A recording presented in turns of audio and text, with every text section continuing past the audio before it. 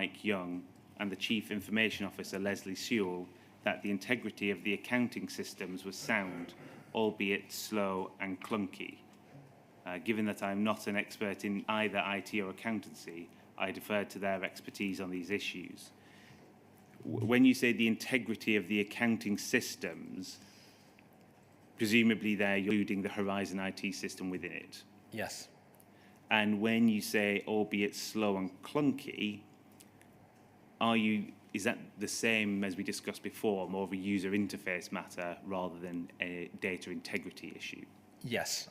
I was not of the understanding then that data integrity was at issue.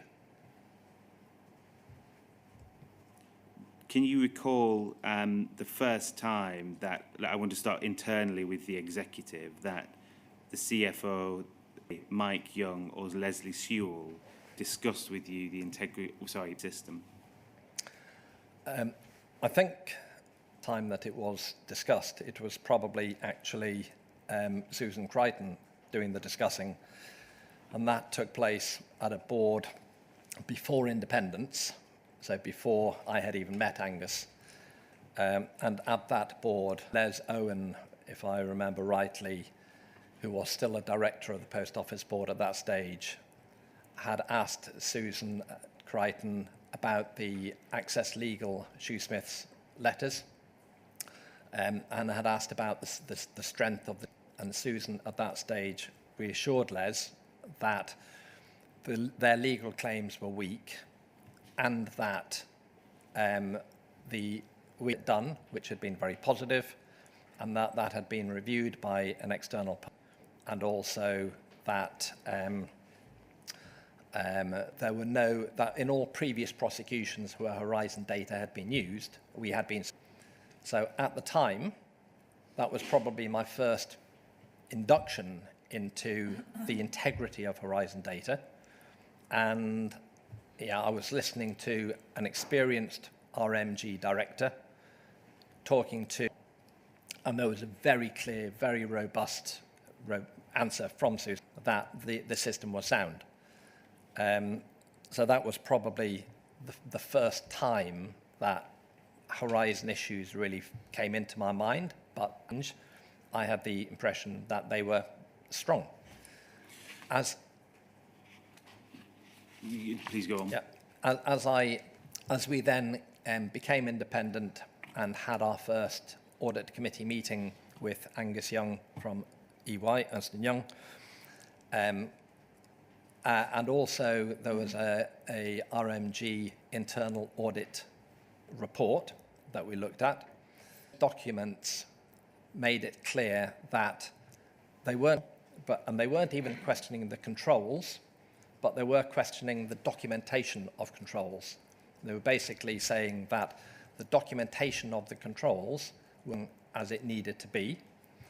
There was a discussion with EY that it had taken them longer to actually do the audit, and that they had not been able to rely on the documentation which existed, had to create some of that documentation themselves, which had led to an overrun in time and cost.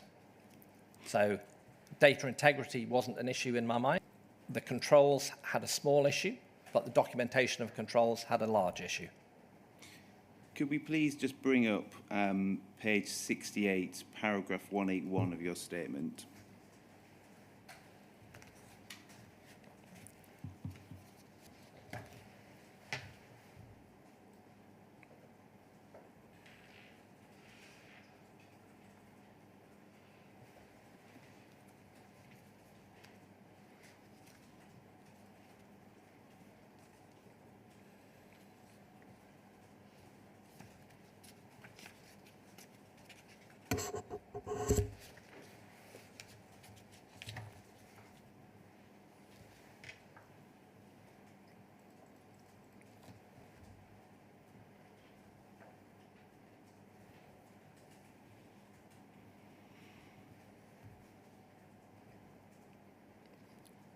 Just go down the page, please.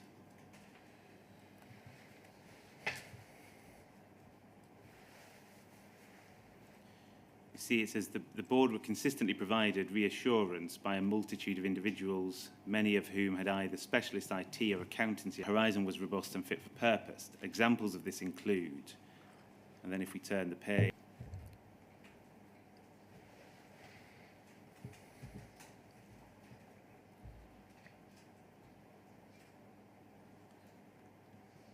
so I think you're effectively, in your evidence, just summarised those bits. The first meeting on the 12th of January.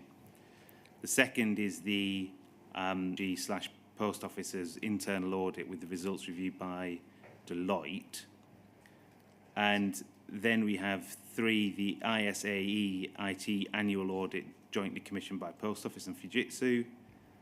And then 4, the Ernst & Young, the auditors for Post Office regularly audited Fujitsu IT and you at the ARC on the audit risk compliance meeting on the 15th of May 2014. Just so we're clear, are those the 4 matters you were referring to in your evidence then? Not quite. I was referring to the first one, yep, which was Susan Crichton's assurances. I believed. With hindsight, it becomes clear that pretty much we're going to come to those. Yeah, okay. The second one I was referring to, the internal audit. I wasn't referring to the ISAE 3402. Right. That came later. So by this time, ISAE 3402 was not in existence. Consequence of those meetings, we did force Fujitsu to 3402, which the following year, 12-13, came into existence. So then, when you referred in your evidence to Deloitte, the audit taking longer, needing to create their own paperwork, were you referring to what we've heard as the SAS 70 issue? No. No. So, in the first year that I saw the audit committee meeting with Angus Young from EY, that had run for longer than it was expected to run and had cost more, partly because Horizon Online was new. It was partly because EY had a new team, but it was significantly because the controls were not in place. As a result of all of that, then one of the reasons why we were saying it can't be right that EY shouldn't be needing to work that hard to do that. We should be able to rely on our supplier to have a suite of documentation that our auditor can simply test rather than needing to construct it themselves. And that is what led to the request to do SAS 70, and SAS 70 then morphed into ISAE 3402. So effectively they are one and the same thing. Did Mr. Grant, the Ernst & Young audit partner, say anything to you about the integrity of the Horizon IT system in recording transactions? There was absolutely no comment from Mr. Grant that the data integrity was in any way compromised or... Alice Perkins gave evidence to the inquiry on the 5th of June 2024. And her evidence was that she had a conversation with Angus Grant during her induction, of which she says she made a note. I want to bring that note up, please. It's WITN 200122.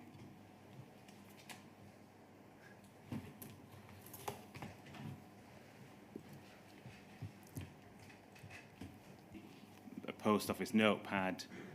Presumably you didn't see this note until the... Correct. If we can look halfway...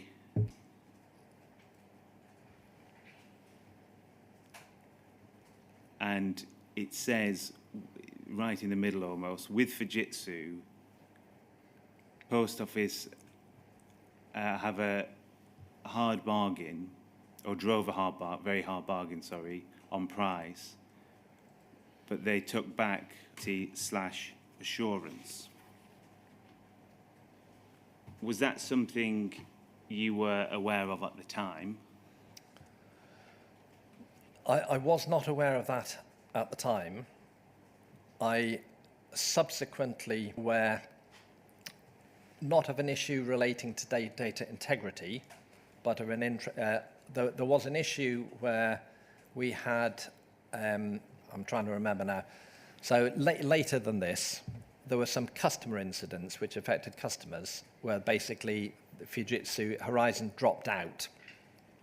And when Leslie Sewell investigated that and reported to the board, the reason for that, we had used to have 2 backup data centers, and we'd moved to 1, which I think had been a cost-saving exercise in the migration to Horizon Online. So that subsequently I learnt, which was probably this. But at the time, I certainly had no knowledge that when Horizon Online had been, RMG had driven a hard bargain and there had been a reduction in quality or assurance. Further down, it says Horizon, and then a dash, it says, is a real risk for us. Does it capture data accurately? And then cases of fraud, suspects suggest it's a system problem. And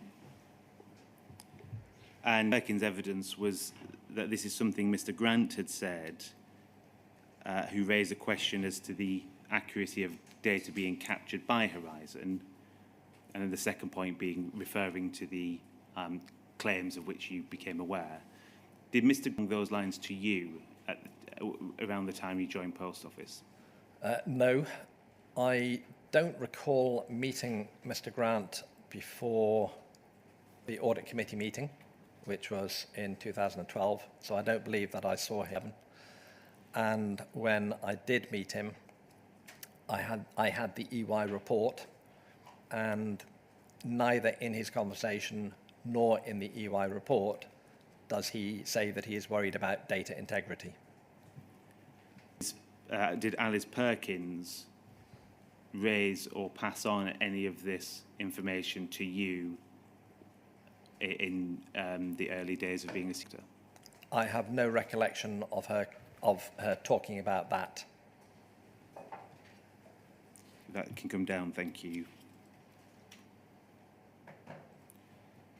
Can we now look at, I was going to go through the sources of assurance that you referred to, and we'll start with the board meeting. I think you were referring to the 12th of January one.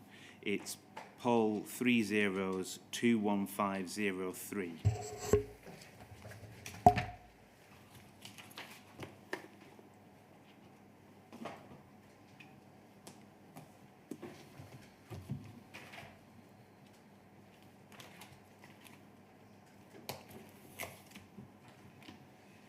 So we see that it's a meeting of the directors on the 12th of January, and you are listed as President Director. Please can we turn to page 6.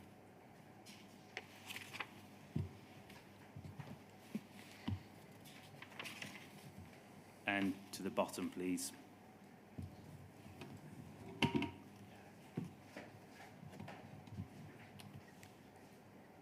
So it's, as you said, Les Owen asked for assurance that there was no substance to the claims brought by sisters which had featured in Private Eye. Now, just pause. I understand it's your evidence that at this point you were aware of the claims through the significant litigation report. Is that right? Yes, the significant litigation report had just been published for the first time. But your evidence is you hadn't seen the letter of claim by Shoesmith's Access Legal. That is correct, at the first time in the inquiry. And again, your evidence is at this point, you weren't aware that one of the allegations could access remotely branch accounts and either insert, edit or delete transactions. That is correct. I'm going to refer to that in short term as remote access from now on. Okay. So he says Susan Crichton explained that the sub-postmasters were challenging the integrity of the Horizon system. However, the system has been audited by RMG internal audit with the reports reviewed by Deloitte. The audit was very positive. And then at the bottom it says Susan Crichton suggested that she clear the audit with external lawyers, and if it is possible to give the report privilege status, it would be circulated to the board. Did you ever see an audit report by Deloitte on these internal audits? No, I don't believe, I didn't. I don't believe there was an audit report by Deloitte. With hindsight, at the time, clearly I didn't know that. I don't believe that there was one. Had you seen the RMG internal audit itself at that point? No, I hadn't, although I did see it subsequently.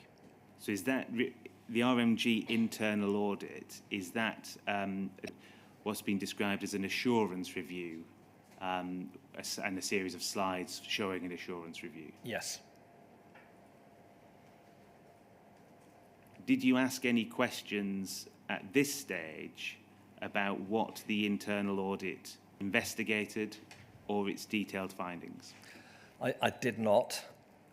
This was I was very new, I was still absorbing, and this was a conversation between Les Owen, who had been on the RMG board, and they were the ones who had commissioned this internal audit, and this had been going on for some months. So Les was asking Susan about it, and the interchange was between Les and Susan. I was listening at this stage, absorbing, assimilating, and as I say, I came out of that reassured, wrongly with hindsight, but at the time reassured, that the Horizon system was good integrity, and that the claims against us were weak. Finally, the comment, the business has also won every criminal prosecution which it has used evidence based on the Horizon system. You may have said this in your evidence earlier, but just so we're clear, who said that? So Susan said in answer to Les's that she said exactly that, which again, with hindsight, I now know is wrong. But at the time, I didn't know it was wrong. At the time, I didn't question it. If the General Counsel is talking to an existing RMG and now POL director in a board meeting and says something, I believe her. And in terms of what you can recall now about her answer, did she provide any other detail or any other context around what we see recorded here? But I cannot remember it. This was 13, 14 years ago. And inevitably, the minutes of a board meeting will last all day, and the minutes are maybe 8 or 10 pages long. So the minutes do not capture all of the conversation. So I'm sure that there was a fairly large conversation around that, but I do not know any more than I can see from the minutes. I cannot remember. Could we turn, please, to poll 21430?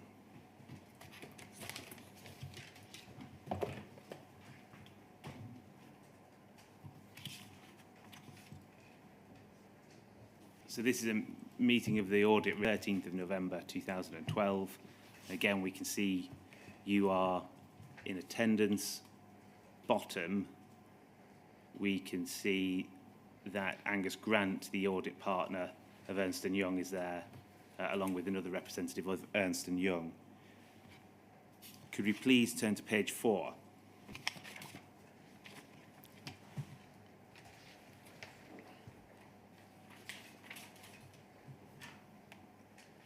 And if we can just scroll down, please.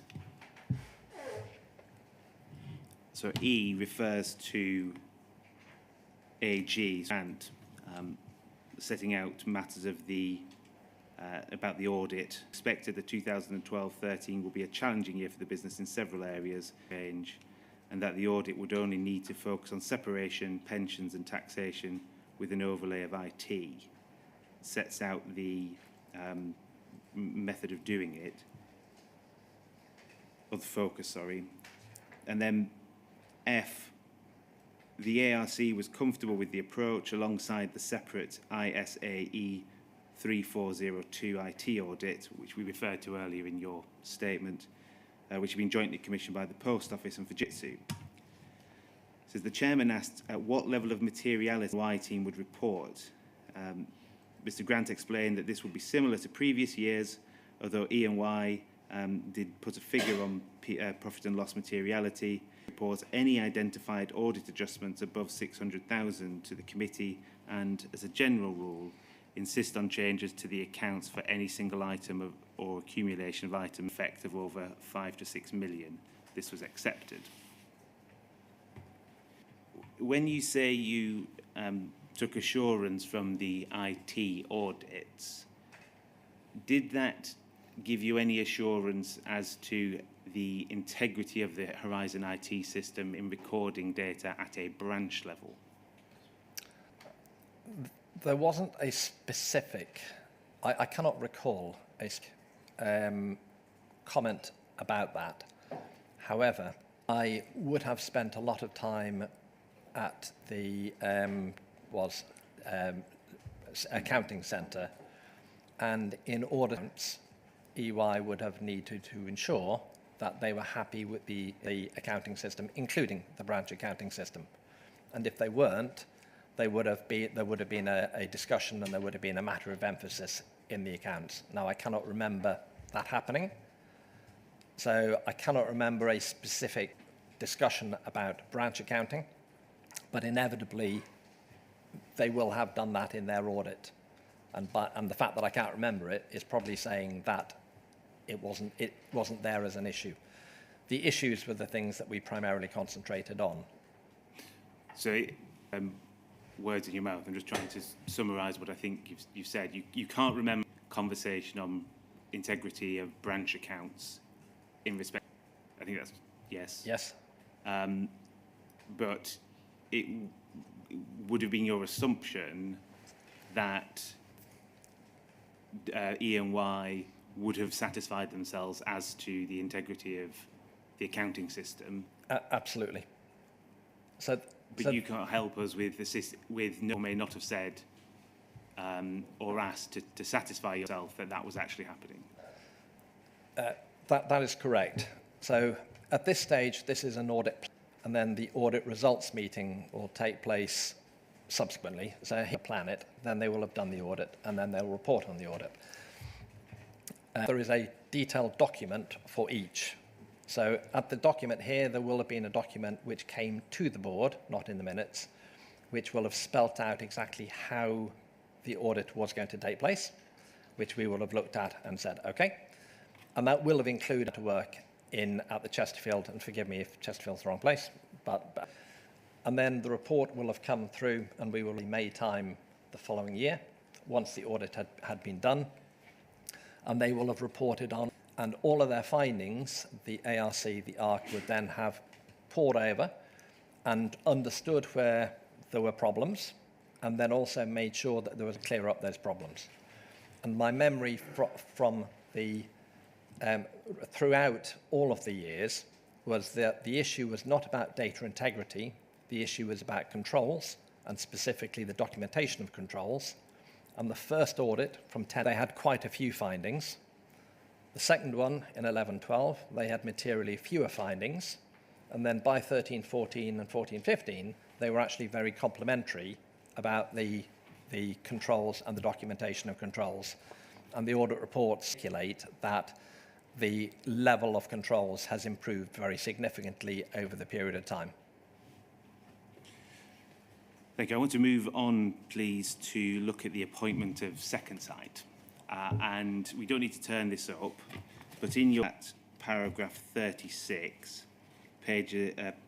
paragraphs 98 to 100, I think you make the following points. I just want to confirm them with you. That you say you were not involved in the decision to instruct a forensic accountant or the selection of Second Sight itself.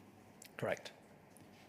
And you also say in your statement, paragraph 100, that you were not involved, I was not involved in any discussion being the drafting of the terms of reference for Second Sight's investigation.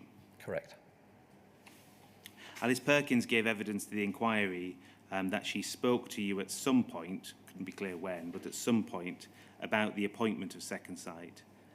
We're going to come to but can you recall any conversation outside of the board meeting with Alice concerning the appointment of Second Sight? I have no recollection of that. However, possible that Alice did. I listened to Alice, that she was referring to her finding it difficult within the business. in that she was getting pushback from Mike Young and Susan Crichton. And it is, I cannot remember it, but it is perfectly possible that Alice had a conversation with me that said, James Arbuthnot is suggesting this, I think it's a really good idea, I'm getting pushback in the business, what do you think, Neil? That would be the sort of conversation that we would have had. And I would have said, Alice, go for it. Yeah, if you upset Mike and Susan, so be it. But I have no recollection of that, but it's a perfectly feasible conversation about those things regularly. Well, let's look at one of the board meetings where I think you say it was the first time you can recollect second sight or a forensic accountant being instructed. Please can we bring up poll 30207.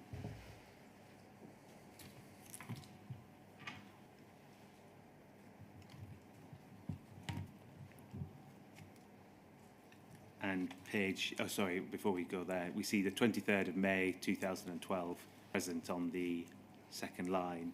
Could we turn to page 8, please?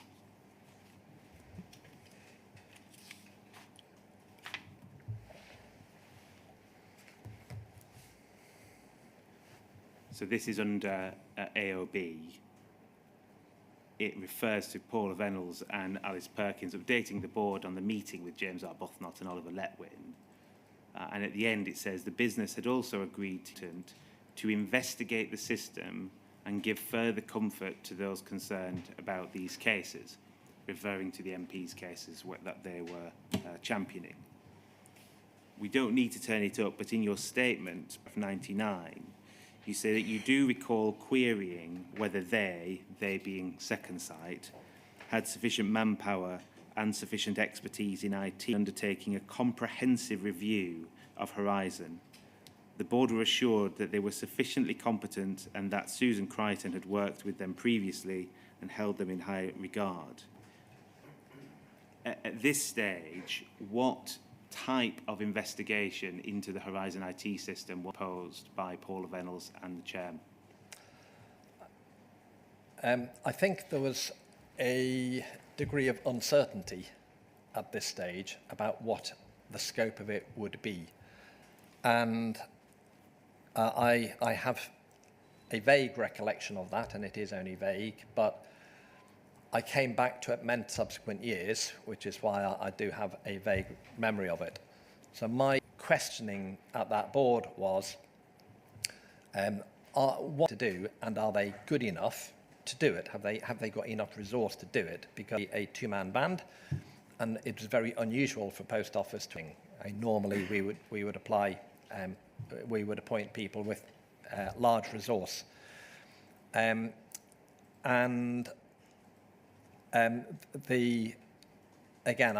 memory is vague, but I think that I was reassured that they were going to do a review. They were not going to do a fully code-based review, looking at all of the documentation and all of the system.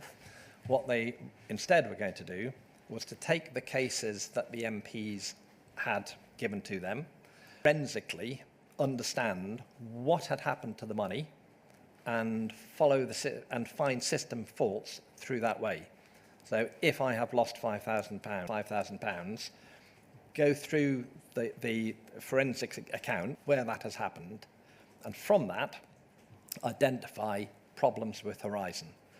So rather than going bottom up, looking at all of the code, they would basically cause of those problems.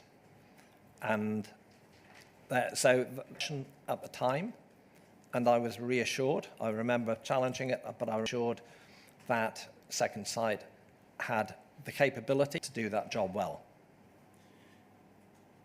Could we look, please, at poll 30096642?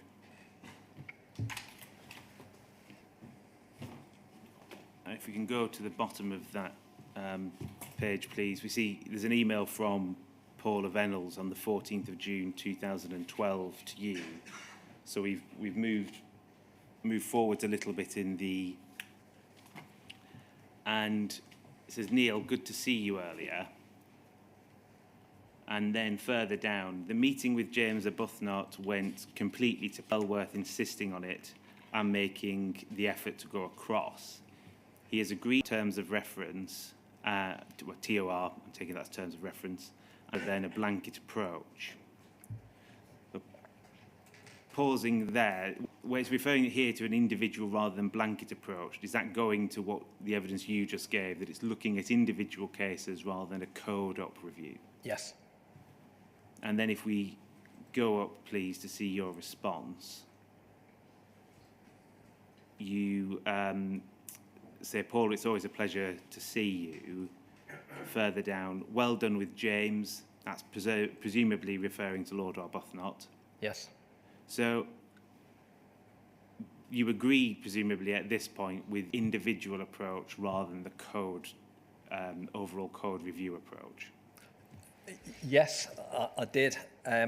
Again, my memory is slightly vague, but I think to me that because the original code was so old, and because it was so different across the estate, that it would be almost impossible and very expensive to do a proper code review, but that was ending, i.e. take the individual cases, follow the money, forensically understand where the root cause of that loss had come from, and my belief then was very clear that that would be visible as you went through the audit store.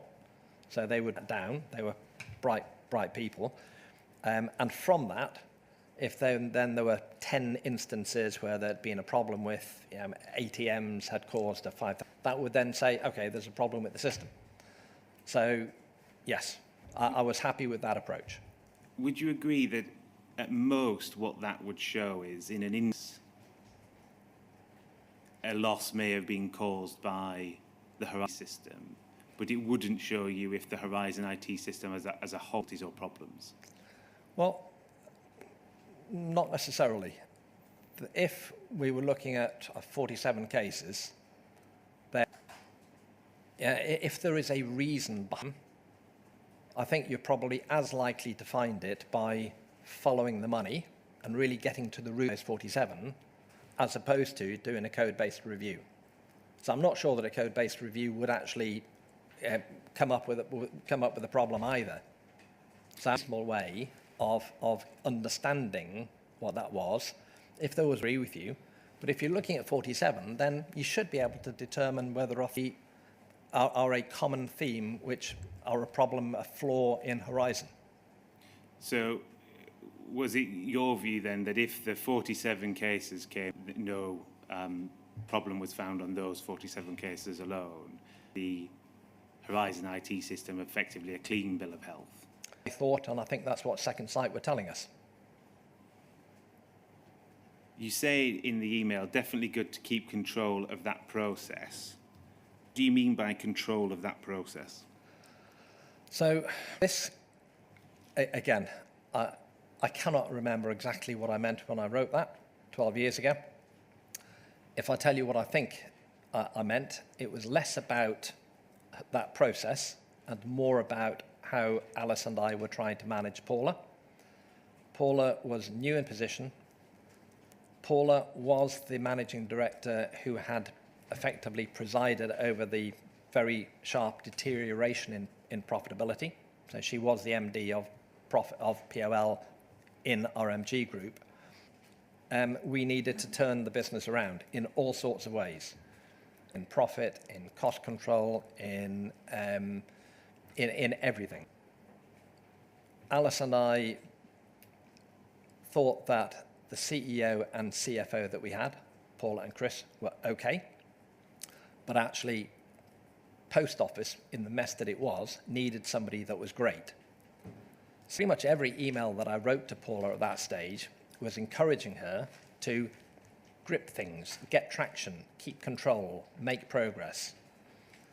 So that isn't an unusual statement. It's basically saying you are the CEO, control, drive things, manage things, lead things, get traction, make progress. The process here that's being referred to isn't anything to do with profitability, is it? It's not.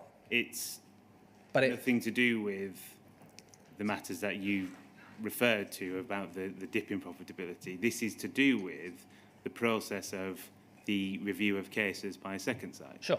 In fact, what you were doing here encouraging Ms Vennells to take control of the process to gain a favourable outcome for the Post Office? Well, absolutely not. So Alice and I are encouraging second sight. We want second sight. I think Lord Arbuthnot and the MPs had been trying to get traction with the Royal Mail Group for some time. Alice is there going, yeah, I'm listening to you. I believe you. I want to find something. So we will appoint somebody. I am there absenting the appointment of somebody and actually, in my mind going, should it be second sight or should it be somebody better? So in no way, shape or form are we trying to not find things. We are trying to find things. We're trying to understand and to fix things. However, in any process, be it about, or it's just leadership of the business. So I want the CEO to lead, and that means taking control of things. Let's jump. Interim report is about to be announced. Could we have poll 30021515, please?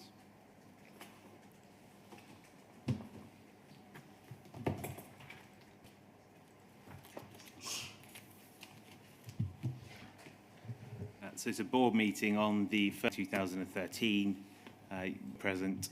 If we can scroll down, please. We see it's about Horizon, and Paula is raising and giving an update on the... Do you have any now positive recollection of this meeting? So from the minutes, is my only recollection of it. I think actually it wasn't a meeting about Horizon. I think it was a meeting regarding network sub, onto which Horizon was tacked on at short notice with It says Horizon review, which is being undertaken by Second Sight, and their interim report, which was due to be presented at a meeting of MPs on the 8th of July. The investigation to date has found no systemic issues with the Horizon computer system, but had areas for improvement in support areas such as training. What did you understand systemic issues to mean? I think I believed systemic to refer to the code, the software. So was there a problem with the software which would be a flaw in Horizon? Were you told how many cases that Second Sight had? At this stage, I don't think I was told. My understanding will have been that they had 47 cases that were in their remit. But I don't think on this call there was a conversation about cases. It goes on to say the CEO explained that the Horizon, like any large computer system, occasionally have anomalies, and two were known of over recent years.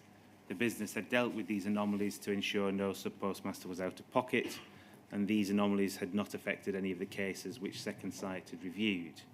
What did you understand or take from the word anomaly? Again, memory vague, that I will have taken that as being, I guess in my mind I will have iPhone release. If there is an iPhone release and then some doesn't link with some other part of the system, then that's a problem, a flaw. So I think a flaw.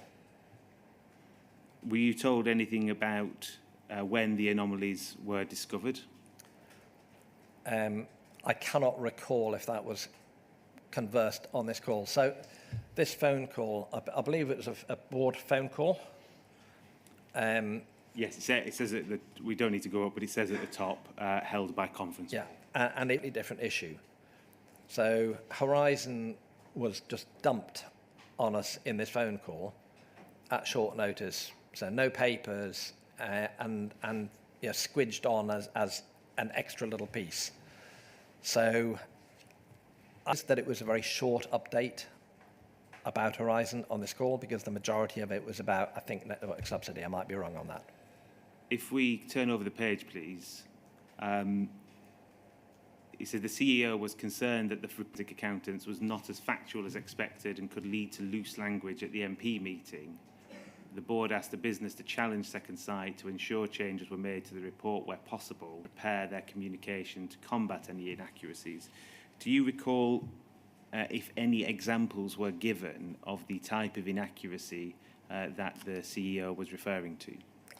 I do not recall that. I would doubt if that was the case. So again, I'm sure that there were notes. This is Paula doing a short verbal briefing over a phone call. And what was your view on that, the way it was presented to the board at this time, on what is clearly a significant issue? I was upset. So I was upset that we were being told a week before the report was going to come out, that the report was going to come out. So I would have wanted to understand. We had at the times, many times over the year, how was Second Sight getting on? So to have it dropped on us, not in a proper written communication, not at a board meeting with proper papers, but just to have it thrown in as an AOB. Second Sight report is coming out next week, and we're not happy with it because it's inaccurate. And by the way, there are these bugs, flaws. I wasn't happy with that, and I don't think the rest of the Neds were happy with that. It's not a good way to run the business of the board.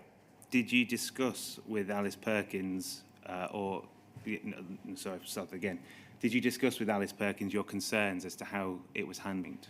I cannot remember if on that phone call I had that conversation. I am sure that they're a lot with each other.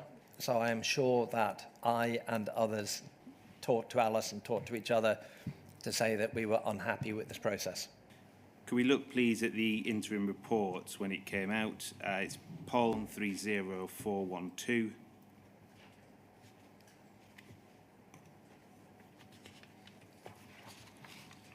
I think your evidence is that you think you read this some point between the 8th of July and the 16th of July. Is that correct? Correct.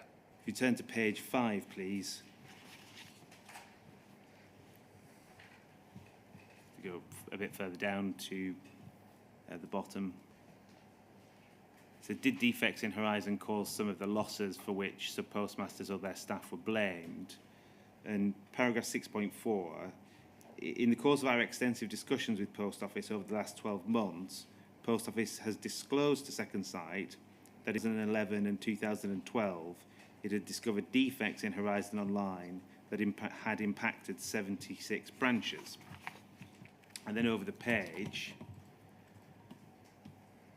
we see at 65 and 6.6, there are references to the number of branches and the affected and the quantum of the shortfalls and surpluses. 6.7, it says Post Office was unaware of this second defect until a year after its first occurrence in 2011. It reoccurred and an unexplained shortfall was reported by a sub-postmaster. Now, what were your views when you saw this information as to two defects that had caused shortfalls and gains in branch accounts? Again, I'll tell you what I think, but my memory is inevitably a little bit vague, more than 10 years ago. I was not as worried as, with hindsight, I should have been when I read this. So we had been that these anomalies, bugs, anyway linked with the cases that Second Sight were reviewing. Second Sight themselves, if you go to the conclusion of this paper, Second Sight say there are no systemic problems with, and then they in fact, is it possible to scroll down to the conclusion here? Yes, it's page. I think it's page 8. So we have so far found no evidence of system-wide systemic Horizon software. We are aware of 2 incidents where bugs or defects in the Horizon software gave rise to 76 being branches, which took some time to identify and correct. So I'm reading that. It's not actually raising a huge red flag to me So it is saying that there are bugs. So it's saying to me that, it's underneath the main point, which is there are no systemic problems with Horizon. So I'm getting the impression, wrongly, with hindsight, but I'm getting the impression that we have bugs. Okay, one of them took time. They are not related to the 47 cases that Second Sight are reviewing. And in their report, they also say every system has bugs. It's inevitable. So it's probably an amber flag, but it wasn't a red flag to me. Well, you had been dealing or aware of challenges to the integrity of Horizon since at least 12th January 2012. Do you agree? Yes. And as you say, you say you've been assured by various members of the business that data integrity wasn't an issue. You agree? Yes. Did it not concern you that during that time, members of the executive hadn't raised the fact that there were 2 bugs that affected 6 branches in circumstances where there were allegations of a lack of integrity in the system? Yes, it did. So just to be clear on the answer. So I was not overly worried about bugs. With hindsight, I should have been more worried. But the way that this was written and the way that it had been explained to us by Paula on the first and subsequently, it did not make me overly worried. What did make me worried is that we were only finding out about it at this stage. So I thought that the way that it was being communicated to the board was poor. The way it was launched, that 1st of July phone call, was, I think, unacceptable. And I wanted us to have a different relationship with the board so that we were told that, I wanted information to come and quickly, and clearly it wasn't. So the way that it was communicated did worry me. The actual fact that we had 2 bugs did not worry me as much as it should. Was it not beyond that? And did it not cause you to, or do you think it should have caused you to be more questioning or distrustful of the information that was being provided to you by your executive? So Second Sight, I'm not saying, I'm reading Second Sight report, and the thing that I'm getting from Second Sight report is systemic system-wide issues with Horizon, but there are significant issues: training, support, call centre, etc. And the message that I got from Second Sight, it wasn't bugs are the issue. What I read Second Sight and understood was the issue is around not the code, not the software, but the support package around Horizon, which was inadequate and needed to be fixed. And I believe that. I mean, intuitively, that's also what I believed. As I had gone around to post offices, lots of sub-postmasters would say, it's not easy to use, intuitive, your helpline isn't helpful. So as I read Second Sight's report, it resonated with me, and I thought, yeah, okay, I agree. And I agreed with their broadening definition of the Horizon system. So they were at pains to point out that in their view, just about the code, the software, which I thought, yes, I agree.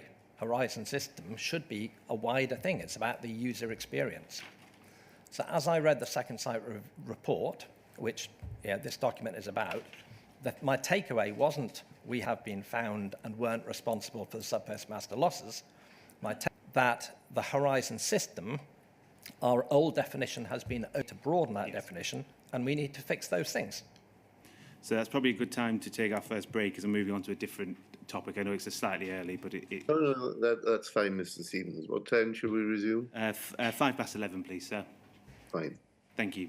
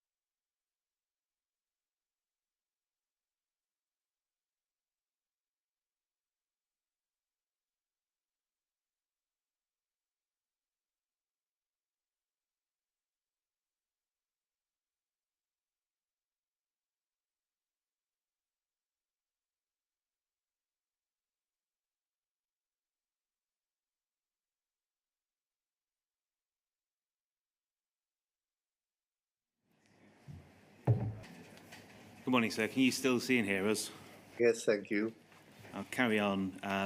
Mr. McCausland, we were looking at assurance. We got up to the interim report. I now want to look at assurance after that. So we'll take the chronology a little bit out of order, but stay on this same theme. I'm going to jump to March 2014. So at this point, for context, the mediation scheme is in full swing. Post Office Limited are conducting investigations into that, and there's the query of compensation. We then have the Linklaters advice in March, and I want to explore that and what came afterwards. Could we look, please, at your statement, page 62, paragraph 166?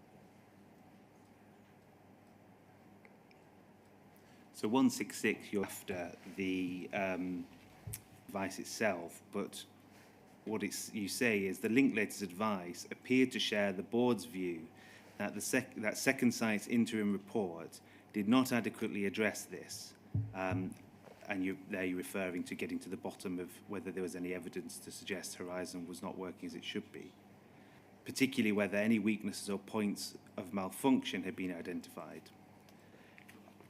In terms of your thinking following the interim, is your position that the interim report hadn't disclosed anything? I think earlier you said it might have been an orange flag, nothing particularly concerning, but it hadn't given you in terms of bugs, but it hadn't given you assurance over whether there were, in fact, weaknesses or points of malfunction in the system. So, personally, I actually felt after the Second Sight interim report, I was pleased with it. I thought that we had found so there were, as we went into the mediation scheme and 150 people came into the mediation scheme, I thought to myself, okay, that's good. I mean, Second Sight have identified that there is a problem, not the code, but the wider system. And 150 people have come into the mediation system to say, we have been affected by this, training, ATMs, support, helpline, whatever. And therefore, I was actually feeling quite good that we had identified what the issue was. Pausing there, you were presumably aware that the people coming into the scheme included people alleging that the system... Yes, alleging that, yes. And just taking what you say at 66... Sorry, so I wasn't... All of the cases were individual and were confidential. So I wasn't aware of the individual cases, but my feeling was that and as we went through this, again, we were getting reports. So before we got to the March 14 date that you're talking about, the board would have had an update, probably saying, we have now investigated 74, I think it was, of the not found anything in Horizon, but they are about the wider issue. So I wasn't aware of the individual specifics. If I can just, you're saying you're not aware of the specifics, but between the start of the mediation scheme and to March 2014, were you aware, as a matter of generality, that some of the applicants to the mediation scheme were alleged deficiencies had been caused by problems in the Horizon IT system? Inevitably, yes.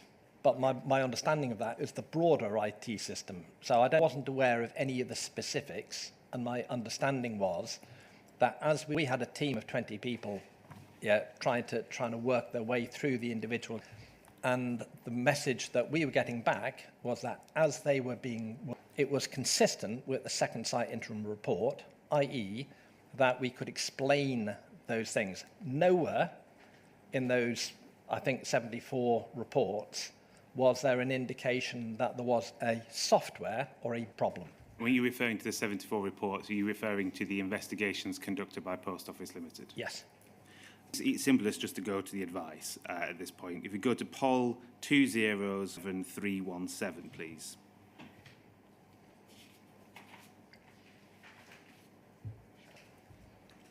So this is the Linklaters advice, 20th of March 2014. Now, before moving on to page 2, please.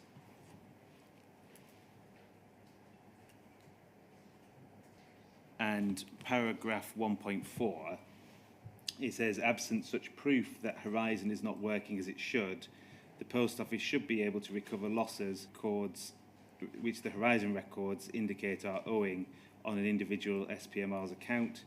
If the Post Office is entitled to recover losses, then there can be no question of a consequential part of the sub-postmaster relating to their recovery. And we give evidence to the inquiry on the 21st of May 2024 to the effect that she thought that you would have thought this paragraph was because the Post Office could put a lid back on the can of worms and pay. Does that fairly summarise what your views were of the mediation scheme at this? Absolutely not. So, and I think was Alwyn's words were basically that I was the pragmatic on the board, and I think when you say Alwyn's words, when so are you you've just quoted Alwyn's evidence. Yeah, she wasn't saying that's what I'd said. She was saying that was her view of what I might have been thinking, but she was doing that on the basis that I was the pragmatic person on the board. I think actually exactly around that time, you have already disclosed to me an email to Paula where I was the one actually suggesting that we should pay significant amounts of goodwill compensation. So I emailed to Paula in advance of a board discussion that says growing and the potential bill to the Post Office is huge. We're at the moment saying that we're not going to pay consequential or goodwill payments of any scale, but actually, why don't we? Why don't we just, at the worst cases get 75k, medium 50k, 25k, doesn't matter how you do it. I think in the board meeting I actually doubled those figures. If you get them out of compensation, then you might actually get out of this.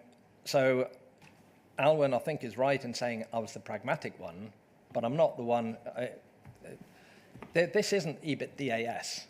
So this is an exceptional cost. The Post Office has got 1.5 billion that it's trying to go through. If you spend 15 million, which was my suggestion, as goodwill payments, it's chicken feed. It's not an existential crisis. So I'm actually the one, I think I was the only one who was saying we should pay something if it will solve it. So you disagree with at the point yes. on. Could we turn please to page 3, paragraph 2.3. Importantly, Joe Swinson, the Parliamentary Under-Secretary of State for Employment Relations and Consumer Affairs, noted that there was no evidence of a systemic. This has also been the Post Office's conclusion on the information so far. We note that there is, so far as we understand it, no objective report which describes and addresses the use and reliability of Horizon. We do think that such a report would be helpful, though there is a decision to be made about how broad and or thorough it needs to be. So, at this point, you referred to past sources of assurance you'd had, but you have Linklaters now say objective report which describes and addresses the use and reliability of Horizon. Was that a surprise to you? So when we were having the original second site, our second site, the right people discussion, there was a discussion about can you do a system review? Does the code exist? Is it possible to do that? And I think Second Sight had said to us that actually it would be a very difficult, almost impossible thing to do. And when we subsequently had Deloitte, they also said broadly the same thing. So a proper code-based review was almost impossible. I think it was a total surprise. Well, there needs to be a code-based review, does it? It says that there isn't an objective report which describes and addresses the use and reliability of Horizon. Did you report an objective report describing and addressing the use of and reliability of Horizon before then? Probably not. I don't think it was a surprise, no. So did that strike you as troubling, given it's a few years down the line of deals and there's no such report available to the Post Office? Well, and the whole point of appointing Second Sight was to find flaws. So if you go back to Second Sight's remit, they were there to actually go through the cases and find a flaw in Horizon. And their advice was, and we believed it, we agreed, that that was the best way to do it.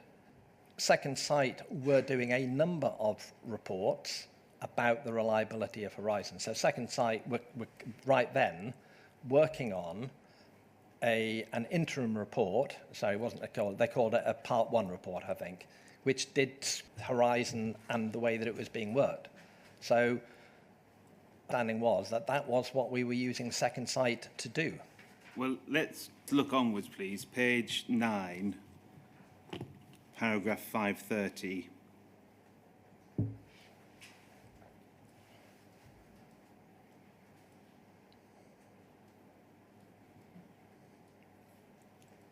It says the Horizon system as a matter of principle, which is important.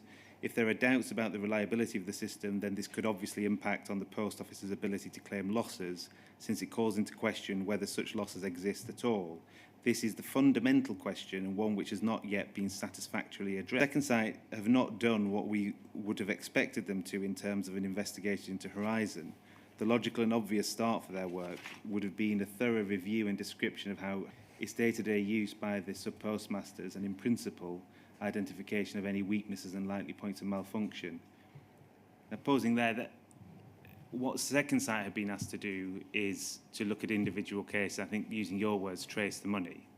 Is that right? And that morphed. So then now, at this stage, Second Sight were doing their Part 1 and Part 2 thematic reviews, which were to some extent explaining how Horizon worked and where the points of weakness were. By this stage, the reports you hadn't seen them or they hadn't been released. Correct. Yeah, we knew they were working on them, but they were taking a long time because Second Sight were trying to do a lot of things. Paragraph 32, it refers to Second Sight being due to produce the generic report in due course. Yeah.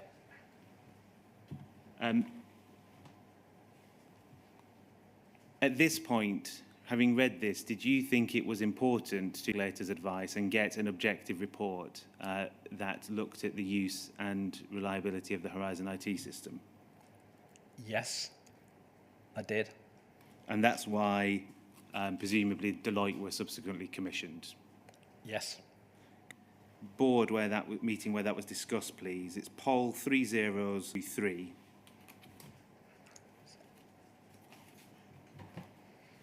Sorry, can I make one comment about the Linklaters report? Yes. It does also say in the Linklaters report that even absent such a report that Deloitte then turned out to be, Post Office still had good reasons, the losses, that they should not be paying consequential losses due to that existed, such as ISAE 3402, such as Fujitsu, such as Gareth Jenkins and Ann Chambers. So they don't say, yeah, huge red flag, you shouldn't be doing this. They say evidence, but in addition, it would be really helpful to have Deloitte. And we've got the board minute here. It's 26th of March 2014. Present, we also see in attendance 5 down, Krista Band from Linklaters. If we go to page 2, please. We see, we don't need to go through it, but there's Ms. Band makes various criticisms of the Second Sight work. And at F, we see that at that point, the board for her report, and Christaband left the meeting. So presumably, in terms of reading the everything from F down is without Christaband being present. I assume so. We go to K. So the board agreed that they needed to commission a piece of work to complement that undertaken by Linklaters to give them and those business comfort about the Horizon IT system. Why did the board wish to obtain a piece of work to give it comfort about the Horizon IT system? I think back in February, there had been in the potential bill that the Post Office would be paying, ranging from 6 million to 100 million. And we internally and the board had some discussions. I was suggesting significant goodwill payments. Others were saying no. The Linklaters work basically said that the key determinant of that was going to be how robust we were with our belief that Horizon was functioning. And therefore, in the absence of Second Sight's work that they were still doing, it was going to be very sensible for us to actually have another piece of work. So is there another piece of work to shore up or an objective review to understand whether or not Horizon's data integrity is satisfactory? And I mean, the board didn't really have a position. The board just...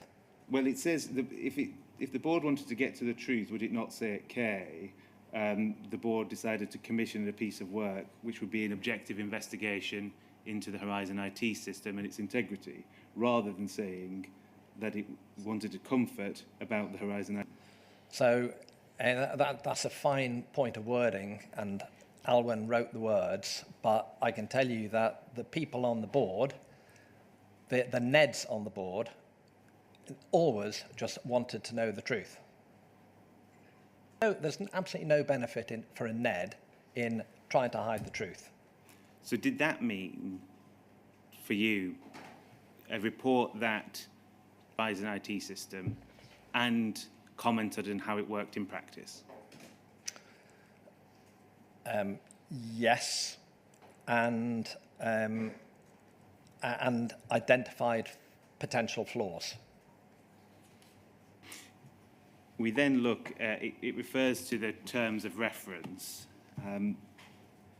First bullet point says, the work undertaken by Angela van den Bogart explaining how the system works. Can you help us with what or why Angela van den Bogart is referred to in respect of these terms of reference? So after the interim report from Second Sight, there were a number of work streams which came out of that. Working party, mediation stream, lesson learned. But to me, probably one of the business support program or the business improvement program, it's called both things, which based the Second Sight interim report findings and then tried to wash and fix things which were not correct. So issues, fixed the helpline, it fixed the way that it was suspended postmasters, so it did a lot of things. The non-IT issues, is that what that's referring to? Yes, so it's not about...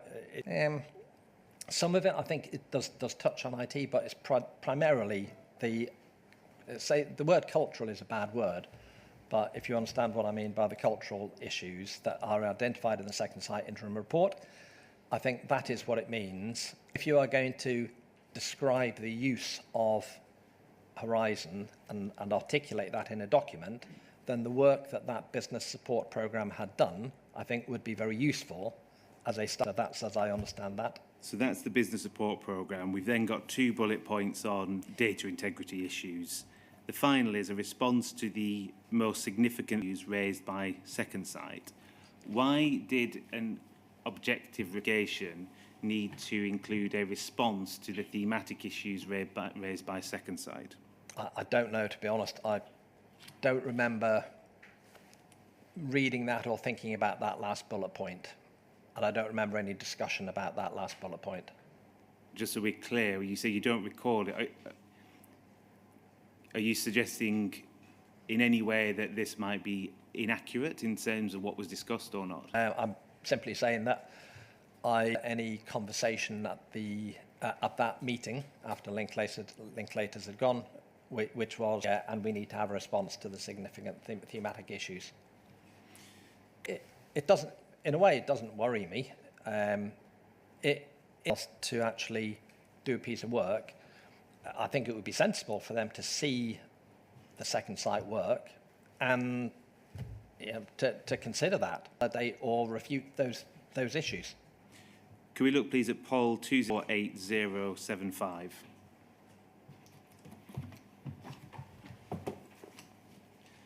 So this is a Project Sparrow subcommittee meeting. You weren't in attendance at this meeting, and I understand you didn't attend the subcommittee. Is that right? Statement, page 46, paragraph 125, you refer to these minutes going to the board. Would you have read them? Yes. If we look, please, at page 4.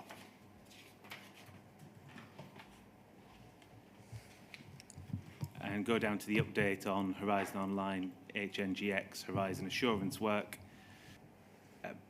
Point B, it refers to 2 parts. I'm not going to read it out because it's known well to the inquiry, but effectively, part 1 is a desktop-based review.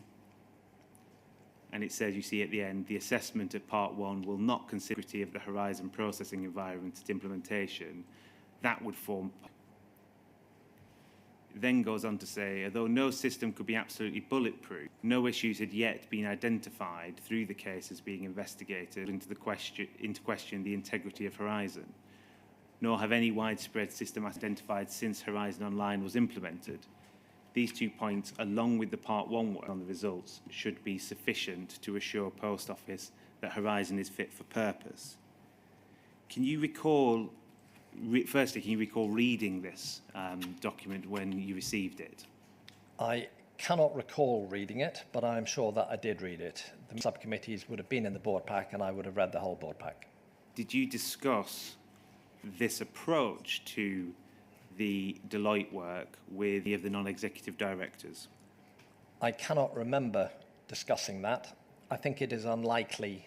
The way that the subcommittee minutes worked was generally they were in the board pack, and the chairman of the subcommittee would generally give a very short, of the relevant subcommittee would give a very short to take questions, but there was rarely a substantive discussion regarding the minutes of the subcommittees, of which there were many subcommittees.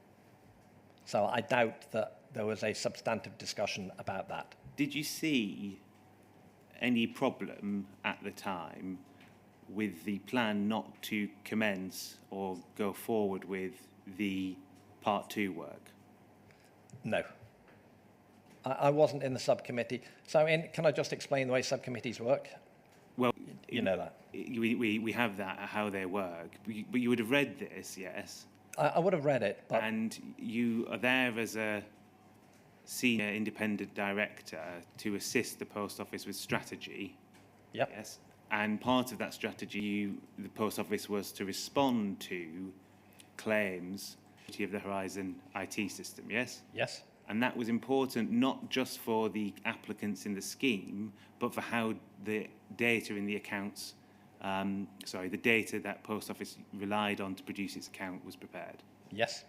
So when you have a suggestion from Linklaters that firstly there's no the integrity of the Horizon system, 2 that it's would be important to get, or it would be a good idea to get one, and the board has suggested getting one, why did you not see the problem with stopping at a desktop review? I don't think it said stopping.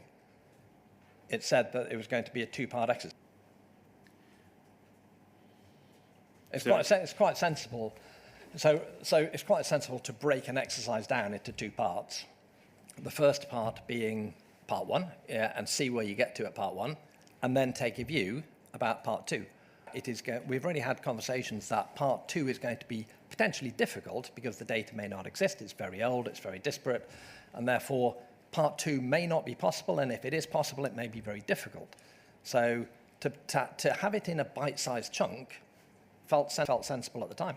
So in your view, at this point, it was part 2 hadn't been written off. It was an open question to be assessed after part 1. Absolutely, yeah, and I think that it says it very clearly that the SSC have a task, which I think is in action points, that the SSC have a task to get the CIO to come along and talk about when and how and if are we going to do part 2. Absolutely there is a scope, but the scope has been split into 2 parts.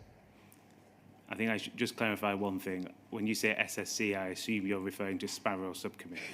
Yes. There's another SSC in this inquiry. That's why I just want to double check that. Apologies. No need to apologize. Chronology, poll 30(21524), please.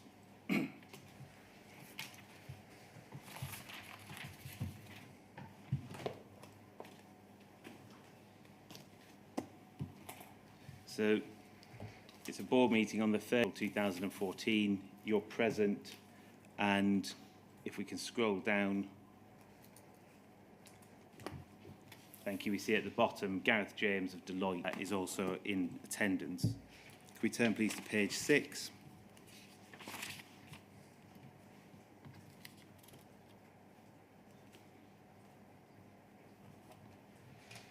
If we go down, please.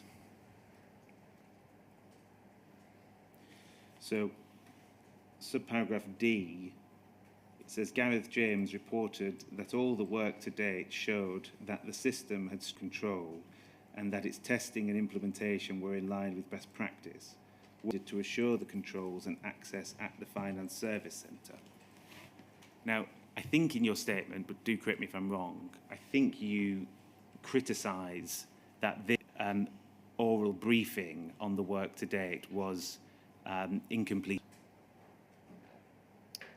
Can I just ask, where are you taking that? If we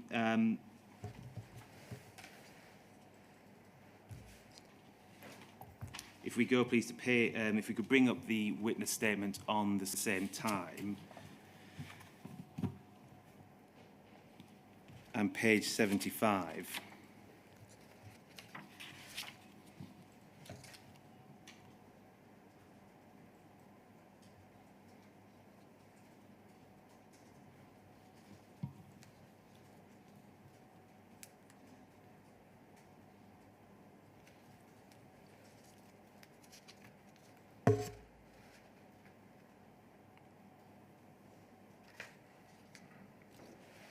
It says paragraph 2, if we could go to paragraph 200. I do not think that the board received the full Deloitte Project Zebra report. I do not know if the Barrow subcommittee saw it. You then say the board was given a somewhat misleading verbal incomplete board summary, neither of which clearly exposed the serious problems that Deloitte had found. Now, the incomplete board summary is a reference, I'm sure.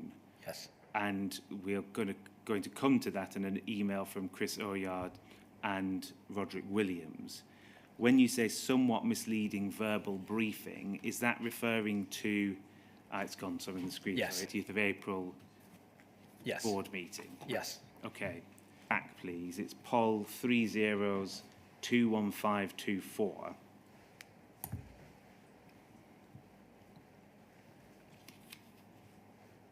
Page 6, please.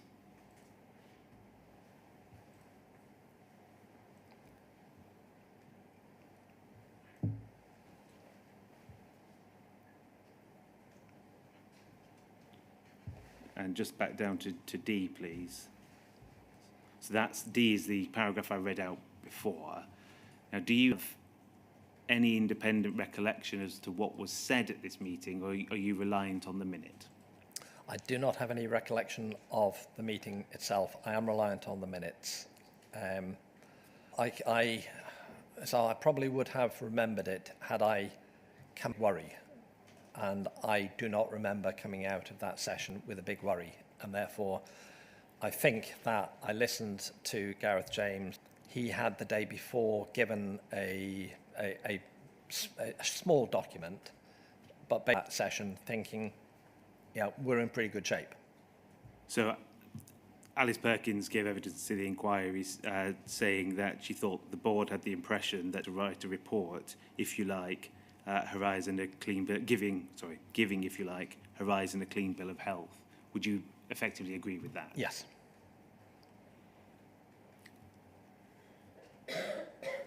The work was still needed to assure the controls and access at the Finance Service Centre. You accept, presumably, at this point that it was an interim report, effectively? Absolutely.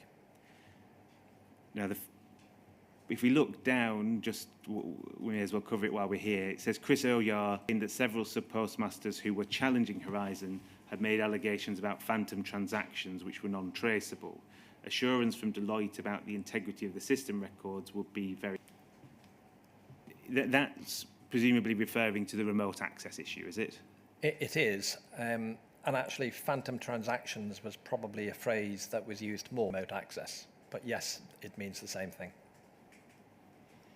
By this point, at least, you were aware of the allegations about remote access. And Deloitte, in their investigation, to try to understand that. So it's an important matter, you thought? Correct. The board asked what assurance could be given pre-2010 Horizon system was in use, and it said Gareth James would go on to cost that up effectively.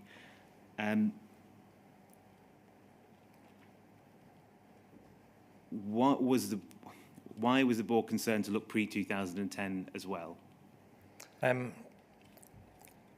So the vast majority of the prosecutions took place before 2010 under Royal Mail Group, under old Horizon.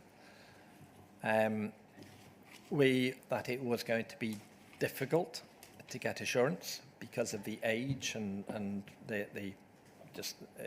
mainly because of the age, but an opportunity to get assurance on old Horizon as well as on online Horizon, then that would be helpful and useful.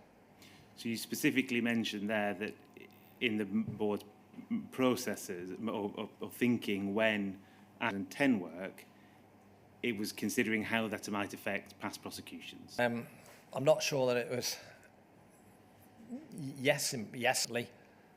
We just wanted it, at that stage. We weren't really thinking so much about the integrity of Horizon, so the linkage to past prosecutions wasn't high in the mind. It was so Deloitte were looking at what is the integrity of Horizon Online like.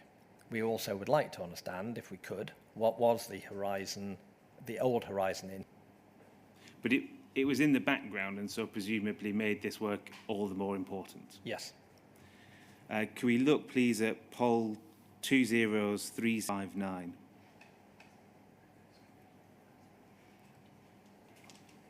And if we could go down, please, to Larissa Wilson's we see it's from Larissa Wilson in the distribution list, 29th of April 2014.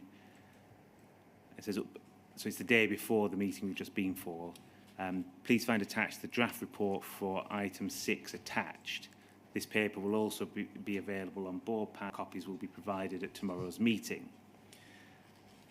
Could we then look at the attachment to that, which is poll 203060?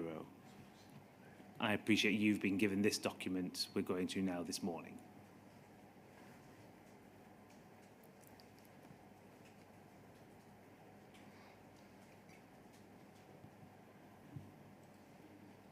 So we see it's a Deloitte report, review of assurance sources, executive summary. I think behind draft findings at 29 April 2014.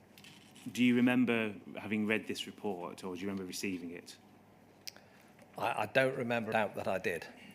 If we turn the page, please, to page 2, I should make it clear you didn't have this report when you drafted your witness statement. Can you refer to a separate report? I'm taking you to it now. Under overall comments, I'm not sure why the draft is appearing in front on this. It says a significant amount of work has been performed In fact, it may be better to come back to this at a later stage.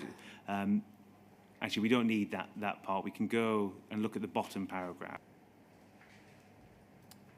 It refers to our main recommendation for improvement in the assurance provision, therefore, would be for Post Office to extend the formal risk and control already in place for general controls, to also embrace key risks and controls holistically across the Horizon Online processing environment, for example, to include controls in specific risk and thus more operational areas of the business, such as the Finance Service Centre.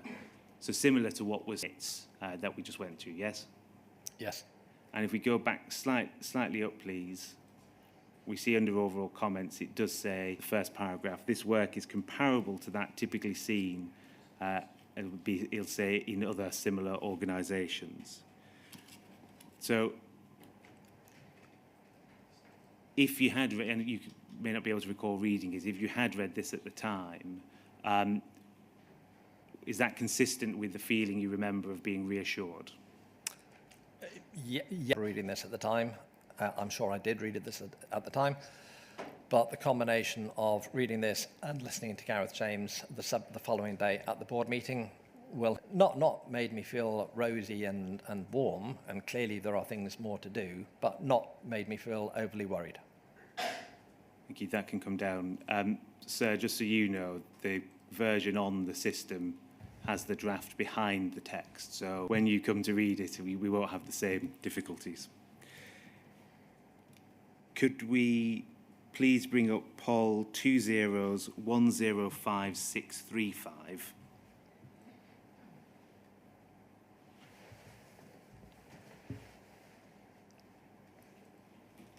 So this is in your witness statement.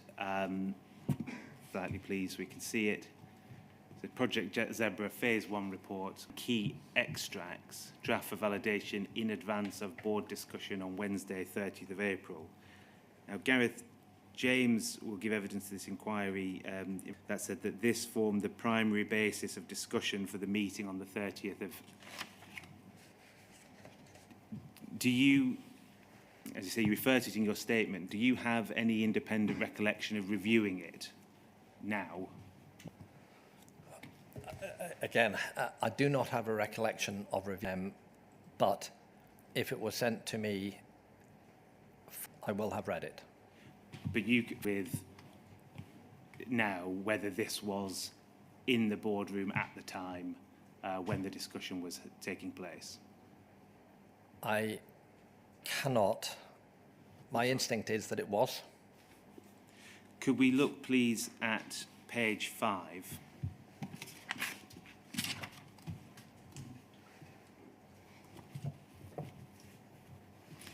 It's key matters for consider, and you see on the left there's risk area, in the middle the matters for consideration, and on the right the nature of work done.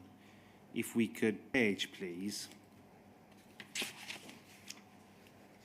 We have 4 specific on the left, and on the right it says other work only, no assurance work noted. And D, it says, this records all transactional activity and certain key system events performed on this store has been performed by Fujitsu and is not evidence-based and is a description of the process they have performed only. It is not clear from the documentation whether 1, Post Office has agreed that the current capturing of certain key system events is complete and appropriate for potential governance and investigation needs, and 2, investigation in the audit store has all been performed by Fujitsu, who, whilst technically an independent nor experienced party for risk-driven assurance purposes, or what were used for these purposes. And then if we go down to the key potential... B, audit store testing for a key potential next step. An independent party should review and test the audit store functionality as described within the technical documentation. This should include certain data analytic tests or on underlying audit store data to better understand, profile and examine the operation of the store and potential characteristics of incidents and errors to analytically search for like characteristics in the audit records. Do you recall that being discussed at the meeting? key potential next steps and points raised about the audit. I do not recall the conversation at that meeting. Can you assist us with what your understanding would have been of these issues if you can put yourself in the position of reading it at the time? So what would that have told you? That it's basically saying to be done at Fujitsu, and just to understand how it works, get some independent, or get them to review it. So they're basically saying, we need to look more at the audit store. Sorry. Yeah, I mean, at that meeting, this is the meeting, isn't it, where we're basically asking Deloitte to widen their scope. So we'd set up the Sparrow subcommittee had reference for Deloitte, agreed it with the Linklaters, agreed it with the Sparrow subcommittee, got Deloitte started, got them started on a part 1. And then on the 30th at the board meeting, that scope was broadened a bit, which included phantom transactions, which are in Deloitte, in Fujitsu. I think this is also saying that they should review and test the audit store functionality. Irrespective of whether you don't remember reading it, I think do you recall anyone from the Post Office executive either briefing you or informing you about these suggestions in the by Deloitte? I don't, but to be honest, I wouldn't really have expected them to, in that the Deloitte work was within the Sparrow subcommittee. Therefore, had I been on the Sparrow subcommittee, I might well have, but I wasn't. The only notes that I saw at the time, and the only notes that the inquiry have given me, are the minutes of the Sparrow subcommittee. And as we in the reading of the papers which would have gone to the Sparrow subcommittee and the hours that they spent, to condense that down to a few inevitably means that I am far less cited on that than people who are on the Sparrow subcommittee. In your statement, you refer to this Phase 1 report and you say it did not raise any particular red flags with me, albeit I knew controls around the system needed improving. One thing I want to test is, you earlier said in your evidence on the 30th of April you came away feeling good about Horizon, or the work that it was being done in respect of, by Deloitte. So, I mean, I think I said I didn't feel warm and rosy, no. But I didn't have but I didn't feel overly worried. So there was clear. So I came away feeling this is an interim report. We have already widened the scope. Yes, I'm just trying to see where you are. So I would have felt not warm and rosy, yes, but not overly worried. That feeling you've described, do you think you would have had that feeling if these issues had been April? Yes, I don't think that those issues. So again, I'm not reading that to say, oh my God, I'm reading that as to say more work needs to be done. Yeah. Mediation is required, particularly in the audit store with Fujitsu. Could we look to the product that was given to you, please? Errors 29733. And if we go, we see the email from Alwyn Lyons on the 4th of June. You're in the distribution list. So the message from Chris Oyar and Leslie Sewell. Sorry, I earlier said Roderick Williams. It was Leslie Sewell who was joint on this. If we could turn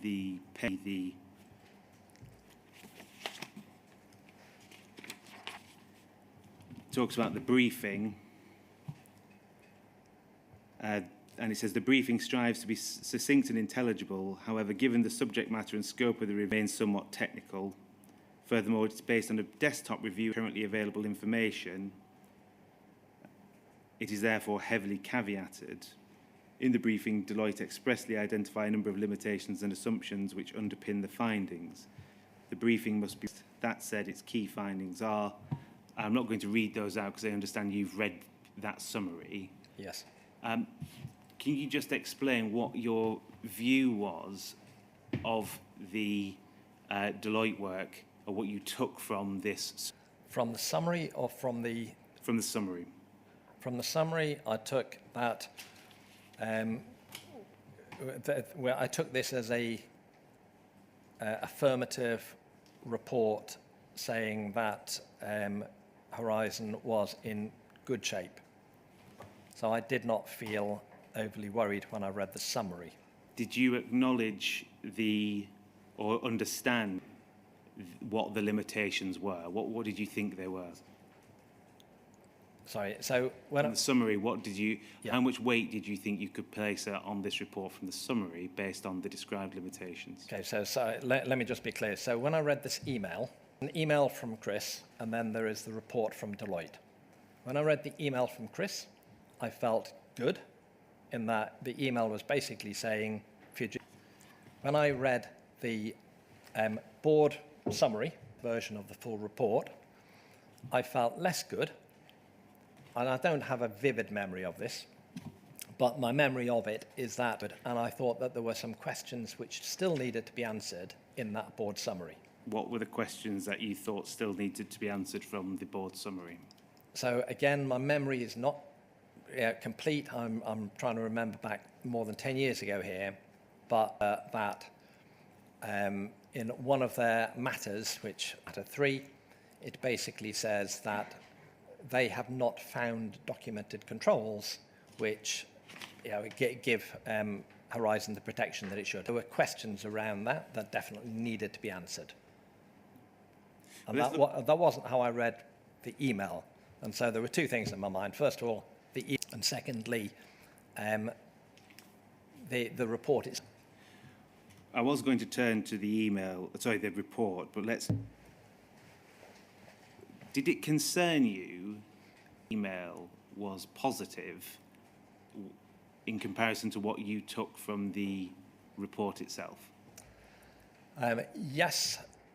Trying to remember back 10 years, so I have not got a particularly clear memory feeling a disconnect between the email and the report. Did you do anything about that? I cannot remember. If I felt a disconnect, but I cannot remember what I did. Well, let's look at the report, please. It's Poll 201300618.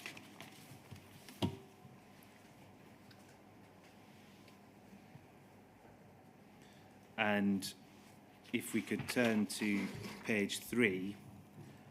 Now, you've clearly read this report in any detail, try to summarise it. At the start, we see that Deloitte say this didn't constitute audit or assurance engagement in accordance with UK or international standards. And then when we go to limitations and assumptions, a desktop-based exercise, significant gaps existing in the information available. The last bullet point, we have not validated or commented on the quality of the documentation supplied to us. And then over the page, the assumptions includes at the bottom, assertions made by Post Office Limited and Fujitsu staff have been accepted as accurate without corroboration or verification. So, taking that together, is this a fair summary of the Deloitte work? They reviewed documents on how Horizon worked and assumed they were accurate. Yes. Yes. They hadn't tested whether the processes documents had been implemented. Yes.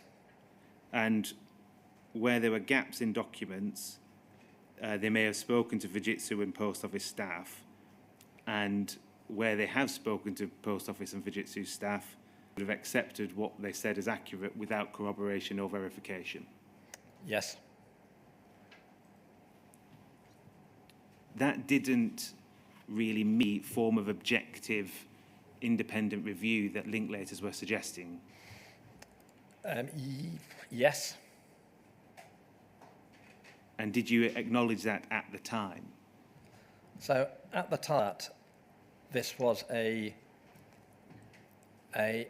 unsatisfactory piece of work in that there were lots of limitations. It wasn't a particularly easy or clear read.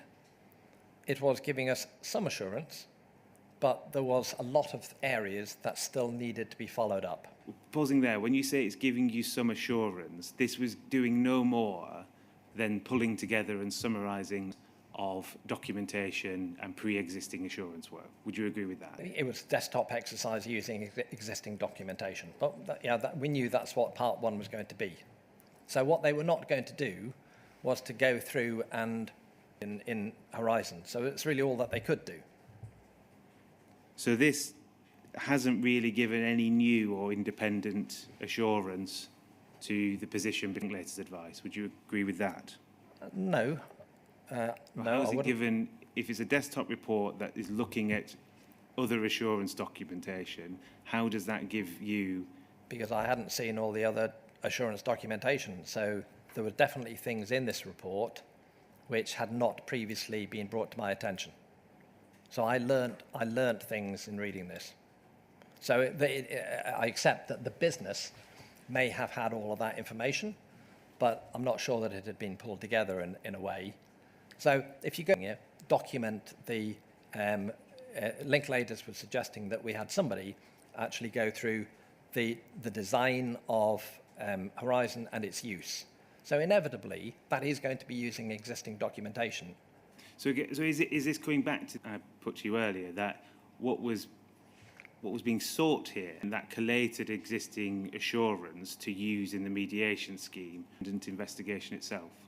I don't think this was to use in the mediation scheme. I think this was to actually understand for ourselves the integrity of New Horizon, Horizon Online.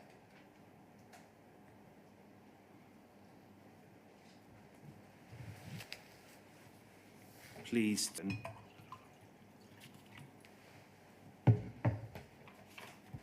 Or just some of matter 3, baskets of transactions recorded to the audit and digitally sealed to protect their integrity and make it evident if they have been tampered with.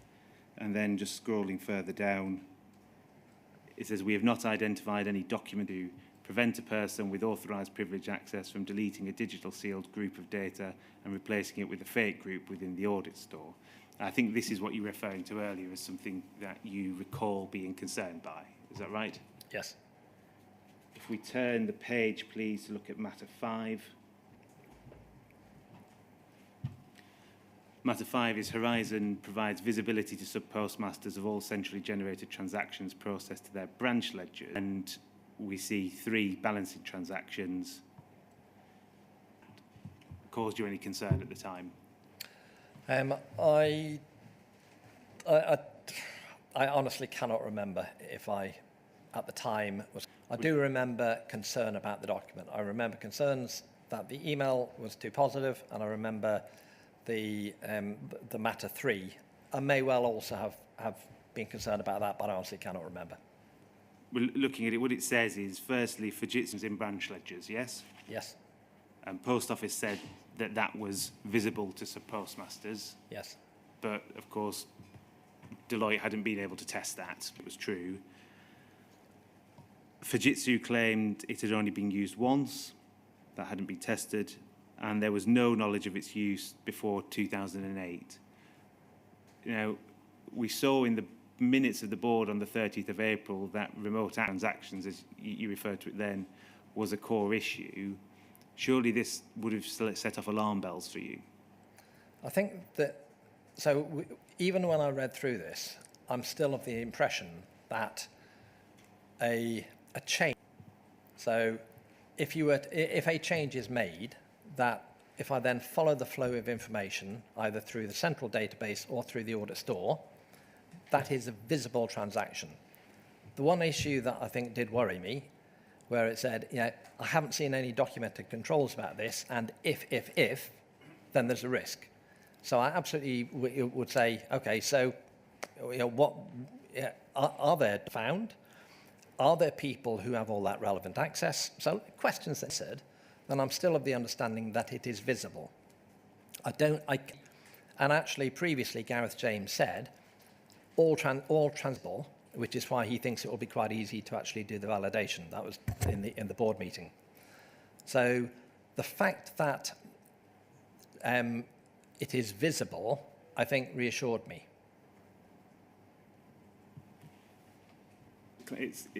When you, I can't see the transcript. When you said what Gareth James about transactions being visible, what words did you use? Transaction, and then what was the one that followed?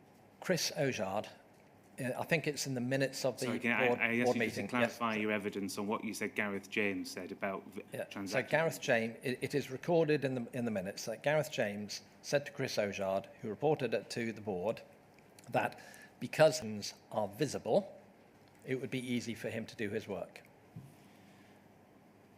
So at the time, did you have in your mind the difference between transaction corrections and what I just took you to matter 5, which was a balancing transaction? Do you understand the difference between them? At the time, I don't think that I was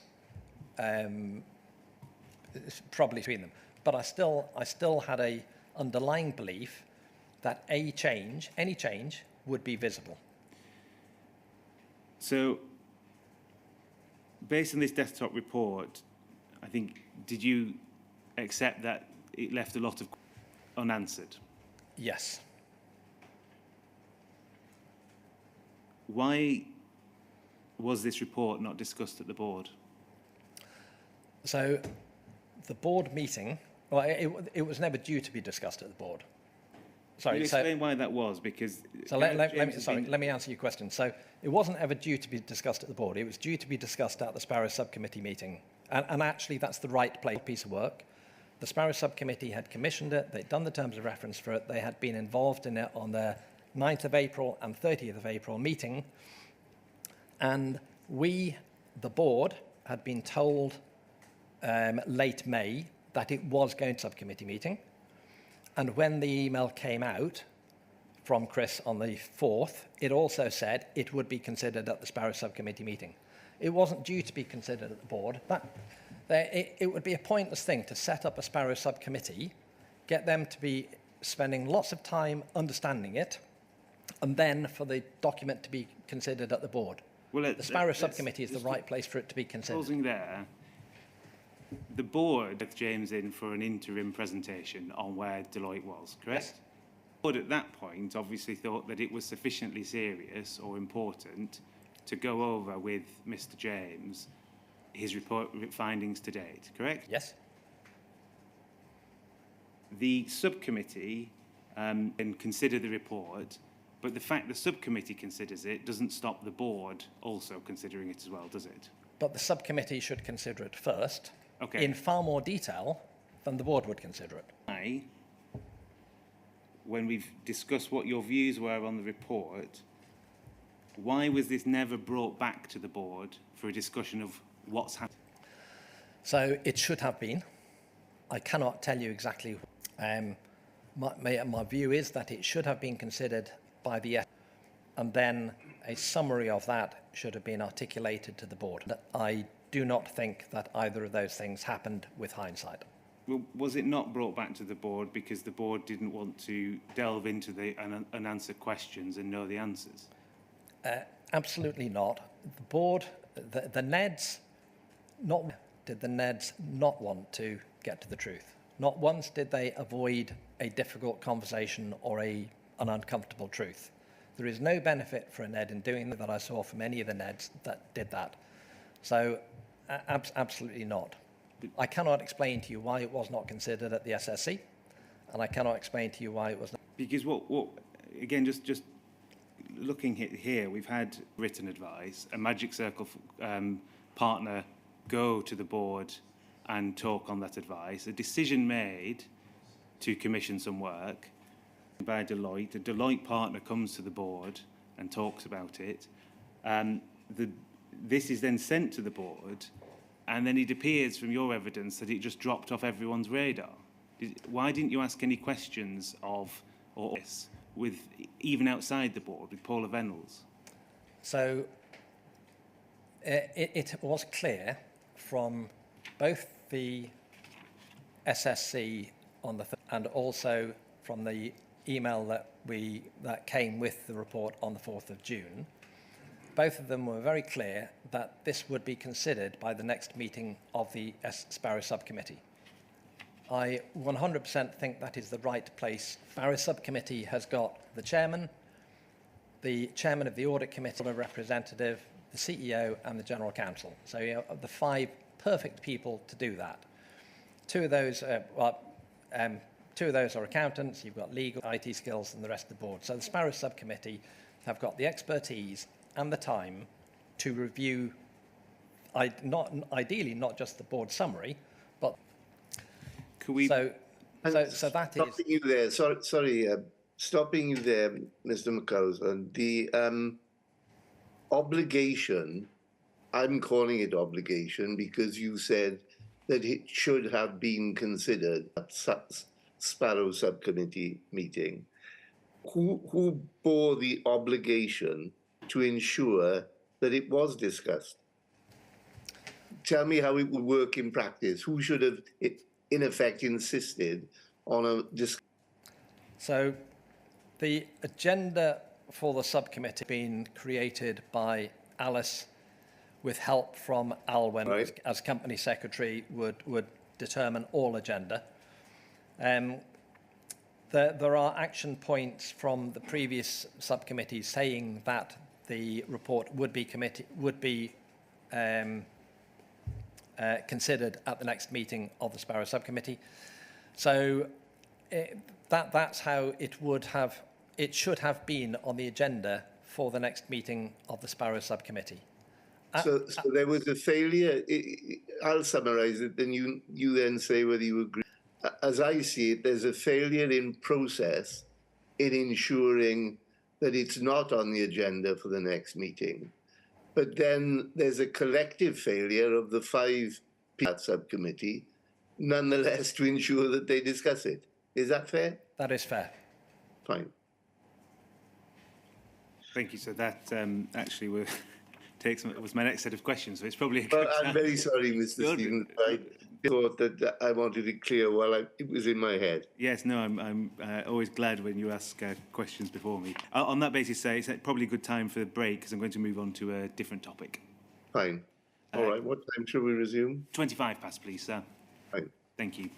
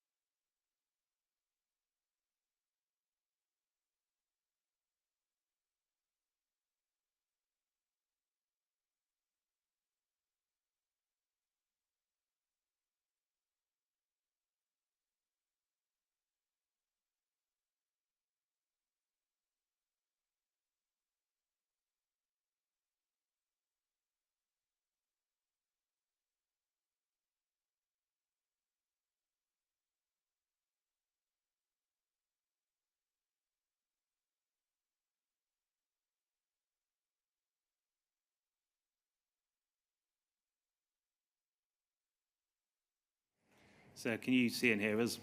Yes. On to a different topic, Mr. McCausland. Now, I'm going to ask now about both the Clark advice and the review of disclosure to sub-postmasters who had been convicted. Ask you about the oversight of prosecutions and ongoing prosecutions. At the minute, I'm just limiting to convictions themselves. Okay. Could we please bring up those 99026? And it's an email from Paula Vennells to you on the 6th of July 2013. So we're back in the chronology after where the upcoming second site report was discussed, which we went to earlier, but before the report had actually been received.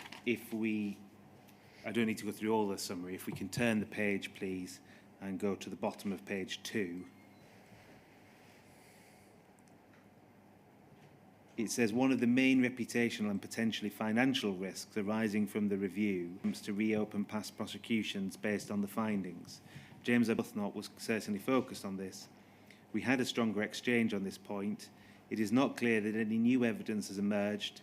If it does, then, as I pointed out to James, legal routes to appeal already exist. The team are working with our external lawyers to consider whether there are any implications arising from the report for past cases, and we can provide a further update on this work next week.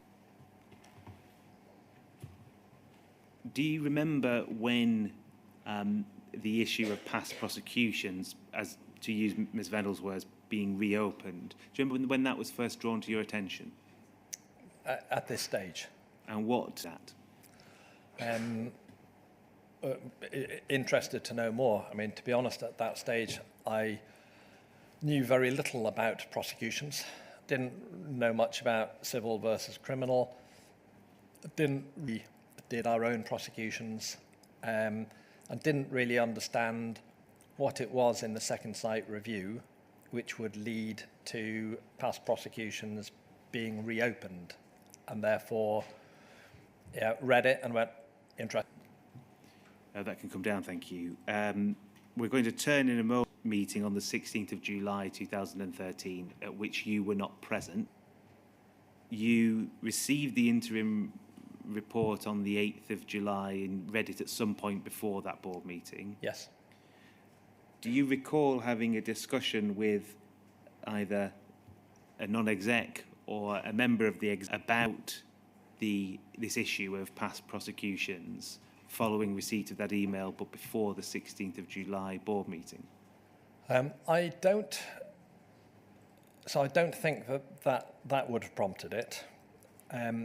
Where there was a paper which came out on the 12th of July from Susan, which did talk about wrongful prosecutions, and I would have had a conversation with Alice about the board meeting. So I will have read the board papers cover to cover, and I will have had a conversation with Alice about anything which I wanted to bring up at the board meeting. I honestly cannot remember if questions were there, but I would guess that they were.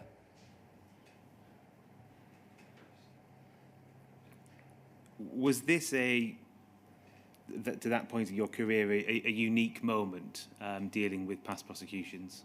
Absolutely, yeah. But you can't assist us at all with what you might have discussed with Alice Perkins? I cannot. When I read the minutes of the board meeting and when I spoke to, I remember reading, sorry, to be clear, when I read the minutes of the board meeting, which I was not at, I was not surprised by the questions and the discussion about wrongful prosecution, anybody implicated. So I would not be at all surprised if I had I know I would have had a conversation with Alice, and I would not have been surprised if in that conversation I would have been worried about the conceptions, because it absolutely would have been unique. I've never been involved in anything like that before, so I will have gone, woof. And the concept of who is responsible and is there responsibility on the board, absolutely that would have been a concern for me. To the minutes in a moment, the inquiry has heard evidence about that meeting, and that Susan Crichton was intended to produce, I think you referred to it already, the 12th of July paper, but was kept out of the meeting, sat on the other side of the door by Alice Perkins, Paula Vennells, who spoke to the paper. Were you told by any of the non-executive directors? I cannot remember, but I would guess that Alice would have briefed me about the the pre-board meeting that took place about the fact that Susan didn't come into the meeting. So I did talk to me about that because we would have had a thorough pre and post brief, but I honestly cannot remember the content of that conversation. So you can't assist us with the why at the time Alice Perkins made that decision to keep Susan Crichton out of the room? I'm afraid that I can't, no. Do you consider that decision to be how these meetings were run? Do you consider that to be an unusual decision to keep Susan Crichton out of the meeting? Yes, I do. It absolutely would be usual and normal for the people who were on the agenda to... I cannot remember another instance where... No, maybe I can. But if something really overran, sometimes an agenda item would slip to the next board meeting. But it would be very rare for that to happen. To Susan Crichton about this to have her excluded from the meeting? I did not. Could we look, please, at the minutes? It's poll 30027514.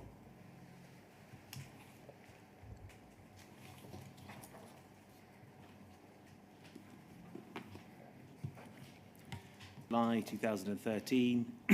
Noted there as apologies for absence. If we go over the page,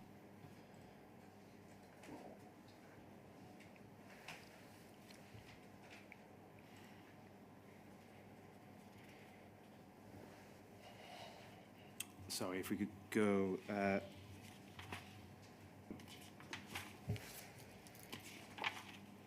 apologies, could we go to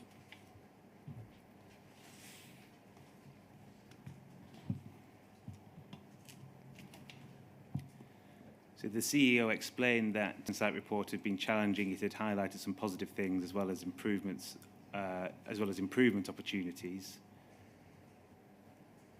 Then at B, it says the board were concerned that the review opened the business up to claims of wrongful prosecution, and the board asked Susan Crichton, as General Counsel, was in any way implicated.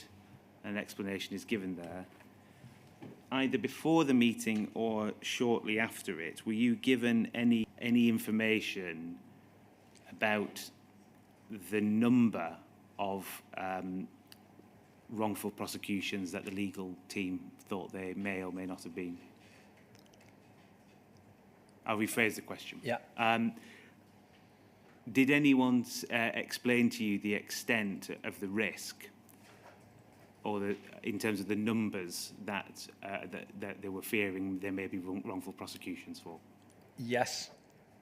So I can't in which piece of paper, but around that time, I was informed by Susan that, in her view, or in the view of the external lawyers assisting her, it would be maybe 5% of the 100, 5% of cases. So in 5% of cases, I think was the figure that was used. What was your view of that risk? How serious did you think? So it doesn't matter how many, what percentage. I mean, if there's one, then that's serious. So I would have been worried about wrongful prosecution. So was this an issue the board needed to grapple and maintain oversight of? Yes.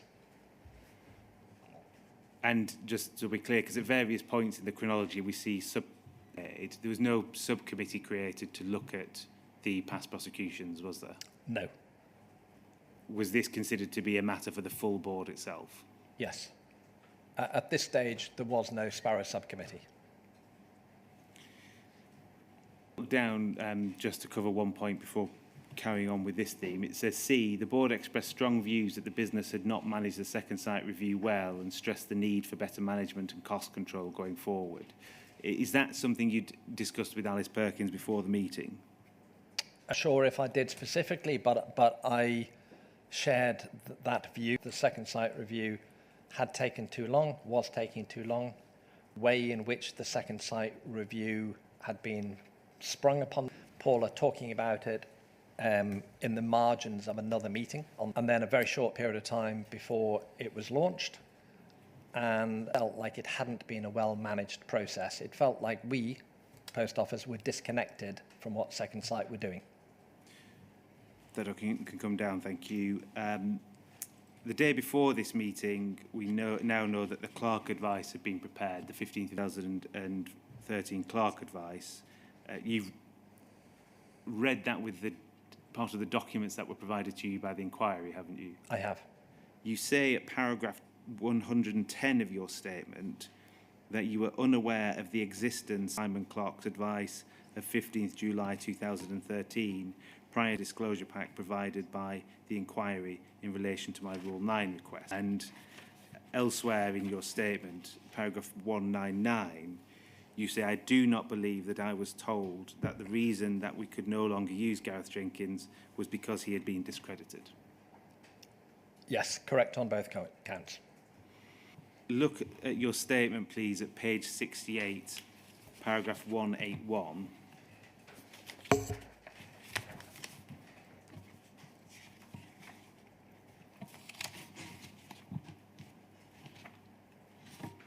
So I've taken you here before it's sources of assurance or reassurance for the Horizon IT. Turn over the page, please.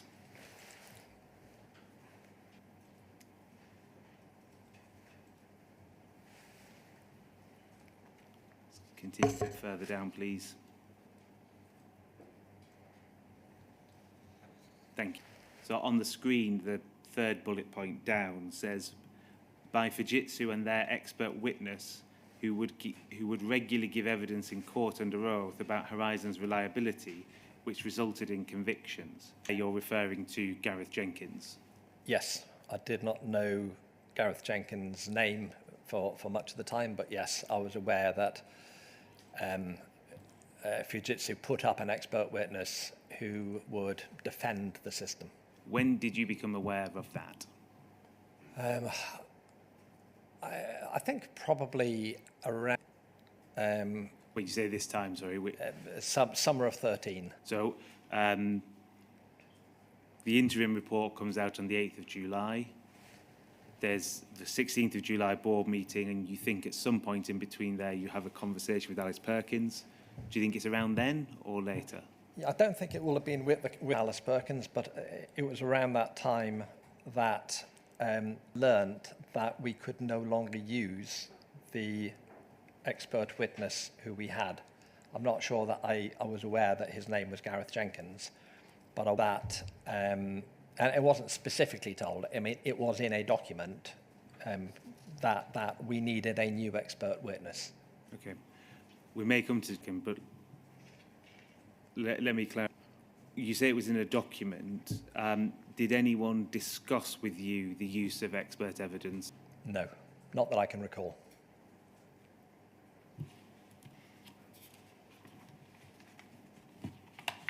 That document can come down, thank you. Following the 16th of July 2013 board meeting and this discussion of a review of past prosecutions, I'm using very loose terms, what were you told about the nature of that review or look back at past prosecutions? Sorry, so just to clarify, are you talking about the SIFT review? I want to know, from the 16th of July onwards, yeah, when you were told a review of past prosecutions, what you were told that review would entail? So around in the 12th of July letter, and then subsequent letters in subsequent minutes, that Crichton had commissioned an external firm, which I think to do a review of past prosecutions and to ask it to be disclosed to those past, to understand if we needed to disclose the second sight review to those past prosecutions. At a subsequent time, Brian Altman also then got a review of Cartwright King. Could we look, please, at poll 20145-891?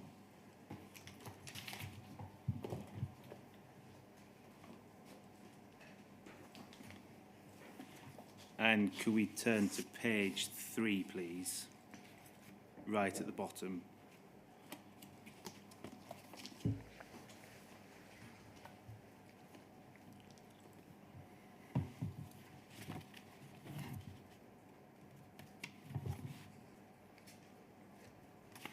Could we go further down, please?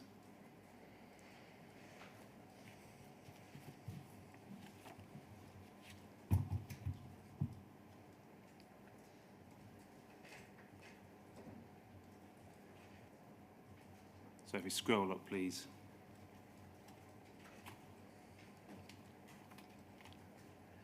Scroll up, please. Thank you. And scroll up just as, yeah, thanks. Sorry, disorientated myself. It's an email from Alistair Marnock to Alwyn Lyons on the 27th of July 2013. We see you're copied in. If you go down, please. So for the benefit of other board members, I had a very good review with Susan and Alwyn earlier this week, focused mainly on the history and immediate with the urgent case review. And then it says, in our discussion with Susan, Alwyn explained why the case review was only going back to 2010 and the significance of a horizon upgrade, full reconciliations across every site. Could Alwyn please elaborate on the issue? We'll be determining how far back we need to go. Do you recall any, firstly, on the choice of start date? I do not know. It is the choice of start date is referred to in several emails, and I'm conscious that Alistair had been asked by Alice to do this. I think that's is having a conversation, and Alistair is talking to Susan and Alwyn about the choices involved in any of those conversations myself. I was aware of it. Did you, outside of this email, did you discuss with either Alistair, Susan, Crichton, Lyons, any of the issues raised in that email? I don't believe that I did. I certainly had a conversation with Alice regarding these issues, but I cannot remember having a conversation with Alistair, Alwyn or Susan. When was the conversation with Alice? It will have been when I was back from France. I cannot tell you the date. I mean, I'm guessing sometime after the 16th. Do you recall what was discussed in that conversation with Alice Perkins? Really a summary of what happened at the board meeting and at the breakfast meeting. Again, I cannot recall the content of it, but it will have been going through the board meeting and her take on the various discussions in it. So it won't have been very different from the minutes. If we can go up the page, please. We see there's an email from Martin Edwards with a different note. If you can carry on going up, please. There's an email from Alice Perkins there, which we will probably come back to later on. If you can carry on going up. Susan Crichton emails you on the 7th of August 2013. Says, Neil, please let me know if you would like to discuss this issue or want an update, and I will put some time in the diary when you are next in the building. Susan, I think I'm up to date and understand the issues, so probably no need for a special. Why did you feel at this point it was not important about the criminal case review? Because I believed that I was with Alice. So Susan isn't saying, Neil, I've got some really important information I need to share with you. Susan's saying, please let me know if you would like to discuss this issue or want an update. So I didn't want an update. I was up to date. Now, clearly, with hindsight, I would have loved to know that Gareth Jenkins had been discredited, that we had the Helen Rose Lepton report, that the Clark advice had come out, which had put a fundamentally different spin on things. That wasn't what she was saying. She was saying, do I want an update and would I like to discuss? I believed I was up to date, and I was very happy to wait until the next board meeting or the next time that she was going to update the board. And just so we're clear at this point, so your email is on the 13th of August. Discuss the sources of your information as being, firstly, the 12th of July, Susan Crichton. Yes. One or two conversations with Alice Perkins. Email below from Alistair Marnock. Yes. There's a paper, and Martin Edwards refers to that paper. Yes. Were there any other sources of information on the status of the review? Not that I can recall. That can come down, but could we go please to Poll 3030900?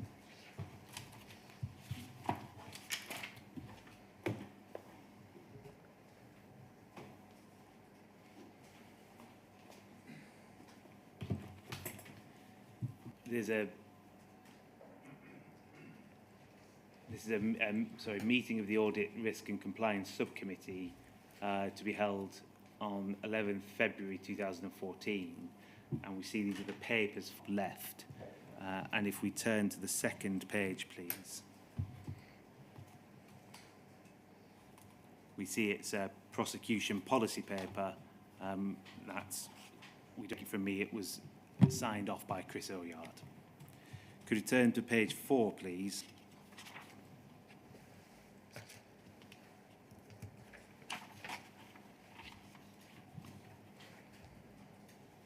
Paragraph 4.5 says it should be noted that although Post Office is still currently able to bring cases concerned is extracted from the Horizon system, there is a strong risk that in such cases a defence will be mounted to the effect that the Horizon system cannot be relied upon.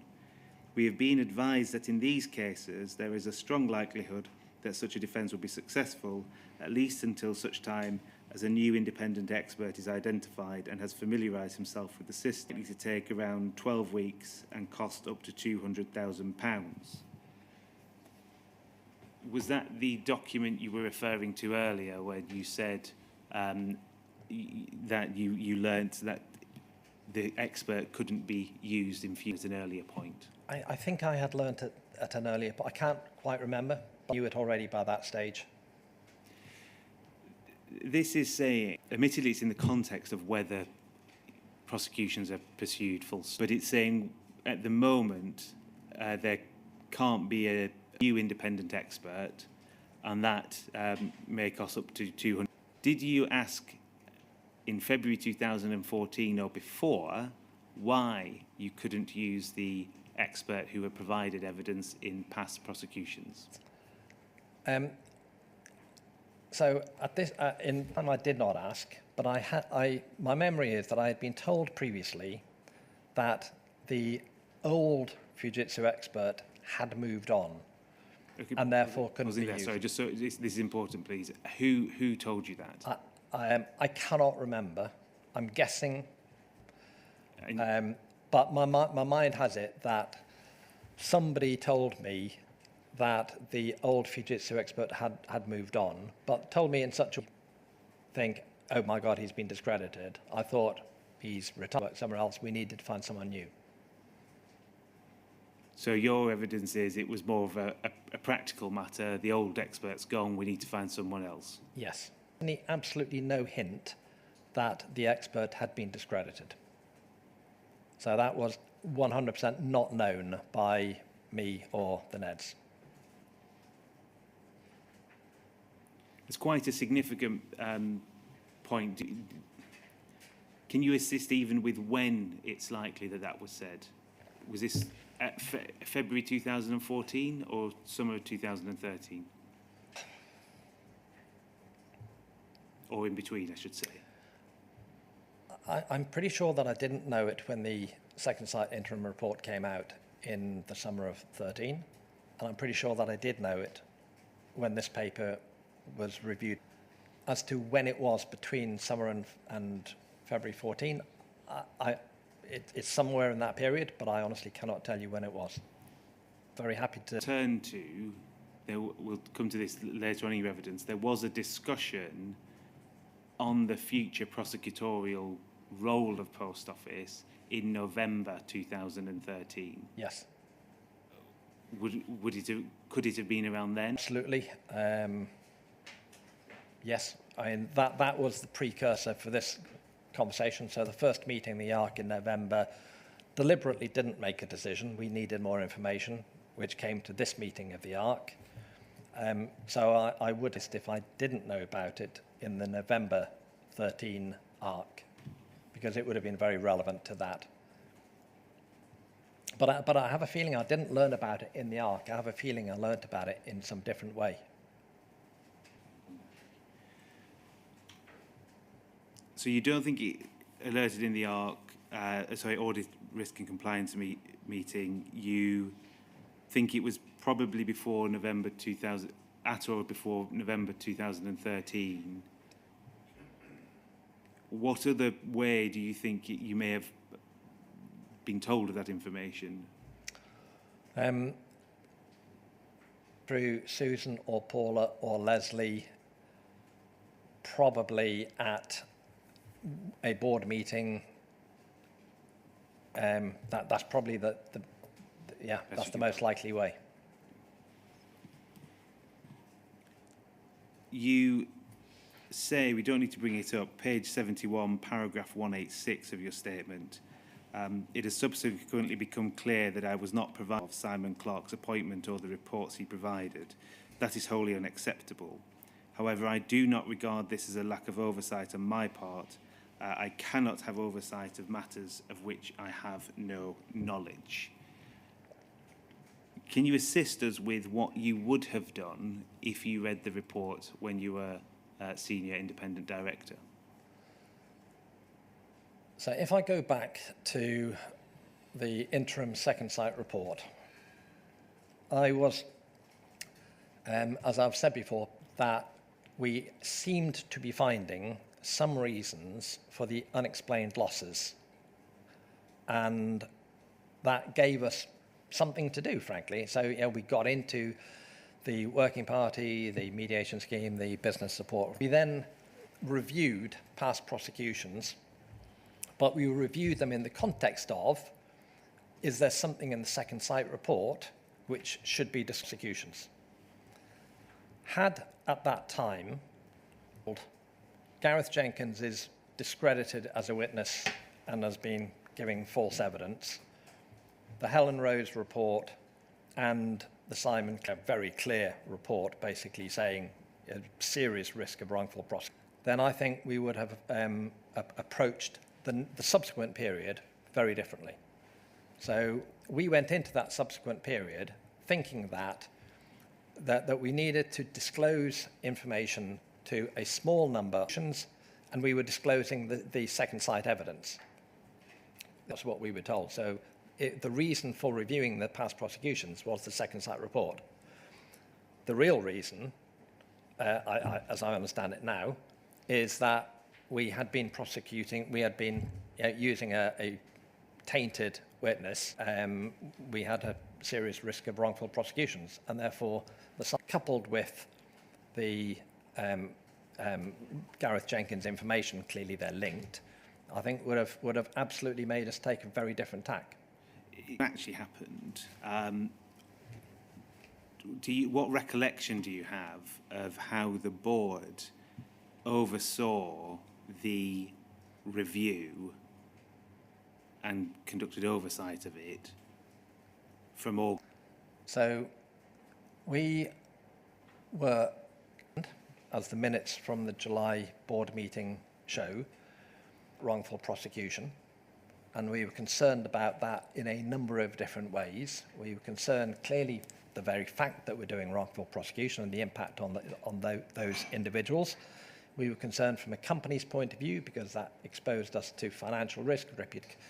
We were concerned from an individual point of view, who was doing that, different aspects, and therefore we wanted more than just Susan, because Susan might be implicated, and therefore we wanted and we also then wanted somebody else, which is where Brian Altman came in, to review the fact that we were reviewing it. So effectively, we were trying to get two layers of General Counsel, Cartwright King.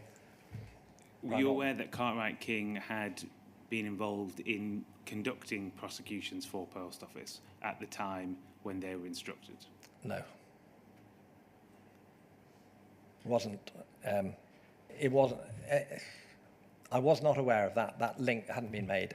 I mean, I don't know if I had ever previously seen a piece of paper that said Cartwright King were doing criminal prosecutions, but I certainly didn't put those two things together. In your refer to the advices of Brian Altman, KC, were you provided with any of those notes of advice? Sadly not. In hindsight, I understand that Brian Altman also referred to other things that weren't brought to our attention. We were basically given a very anodyne, positive report to say that Brian Altman said that our approach was, which again, with hindsight, is not correct. Without hindsight now, that's what I want to look at. Do you think the board, when presented with such a serious issue, should have requested to see the notes of advice of Brian Altman, of which it was aware? So at the time, if I have the General Counsel of the company saying something to me, backed up by an external law firm, backed up by AKC, frankly, I'm not expecting the General Counsel to be lying or misleading me. So I'm going to go into a different topic, so it's probably a good time to stop there for lunch. I don't have much more to go. There's a few questions from core participants, but I don't think it would be lunch at this stage. Oh, that's fine, Mr. Stevens. Mr. McCausland, I want you now just to answer this question from your general experience as a non-executive, and therefore what you would expect to happen as a non-executive director of a company like the Post Office. Any good reason why the substance of Mr. Clark's advice, even if not the actual advice itself, would not have been discussed at board level? Cannot think of any good reason, sir. I think under any circumstance of any board that I have served on, I would have expected that information to have come to the board and to be and in a very untainted way laid out in front of the board. If I'm honest, sir, I think the bit about Sue outside on a chair is a bit of a red herring. It's clumsy. It shouldn't have happened, but it is Susan's job as General Counsel to inform the board of hugely relevant pieces of information, fundamentally believe would have changed the way that we operate, and for those pieces of information not to have been disclosed. And it's not a case of doing it on a phone call. I mean, it's a very important piece of paper which should either have been in her board report or sent around on a phone call. We arranged board meetings and board information very regularly, and for those pieces of information not to have been shared, I think it's wrong.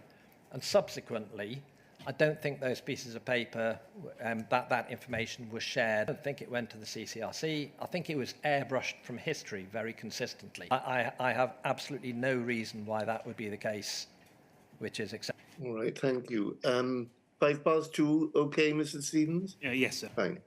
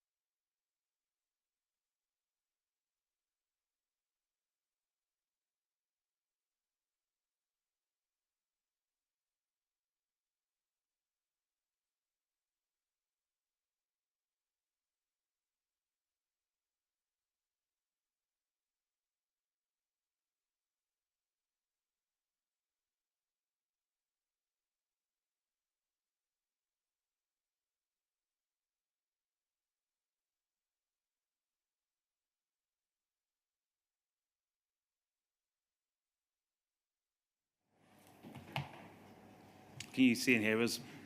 Yes, thank you very much. Thank you. I will continue.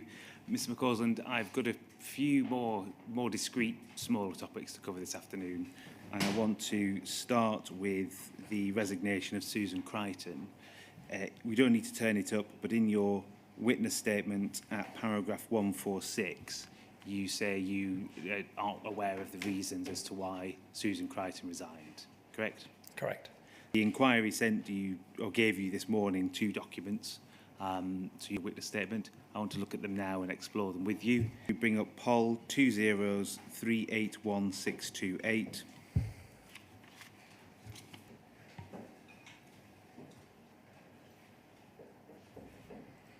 It's an email from Paula Vennells on 2013 to you. It said, Neil, I've tried to help our discussion tomorrow, brackets today, by providing a background brief. This is a private note and views and it may change as more information comes to light. I'd be grateful if you treat it as such. Thank you for being available at such short notice. So that is, there's a note being sent to you for discussion in the future. Is that your understanding? That is. The subject says, our meeting P&C. What, do you know what that means? Private and confidential, I guess. Do you recall this? I will come to the note in a moment, but do you recall receiving this and the discussion which we're about to turn to? I didn't have any recollection of it. Now that you've showed it to me, I do have a vague recollection of it, yes. Well, before we turn to that document can come down for the time being. Before we turn to the note, can you recall what Paula Vennells told you was the reason she wanted to see that email was sent? My memory, which is not perfect at this stage, but my memory is that she was coming to me in my position as SID because the chair, Alice, and the general counsel, Susan, were having an issue, and Paula probably felt caught. Paula was talking to me, which is appropriate in the case where there is some issue with the gender. Wanted my advice, wanted my guidance, my opinion, my counsel. So I think that Paula is trying to draw me into the issue regarding and the chain of emails which follows. The note that was attached, please. It's Poll 2029.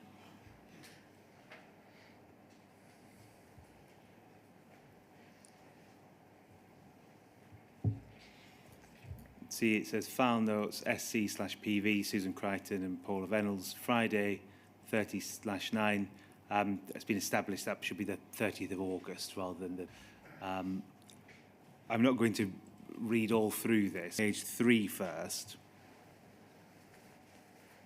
It says, Neil, this is the end of the brief for our discussion.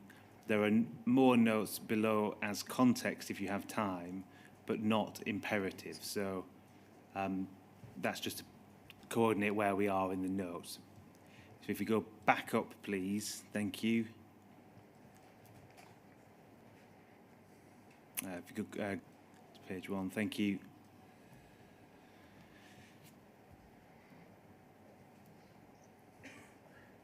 If you go a bit further up, sorry. No, sorry, please.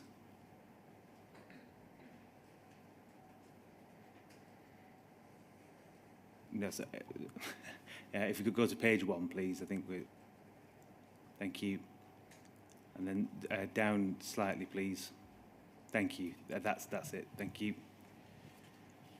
So there's a note here of the conversation.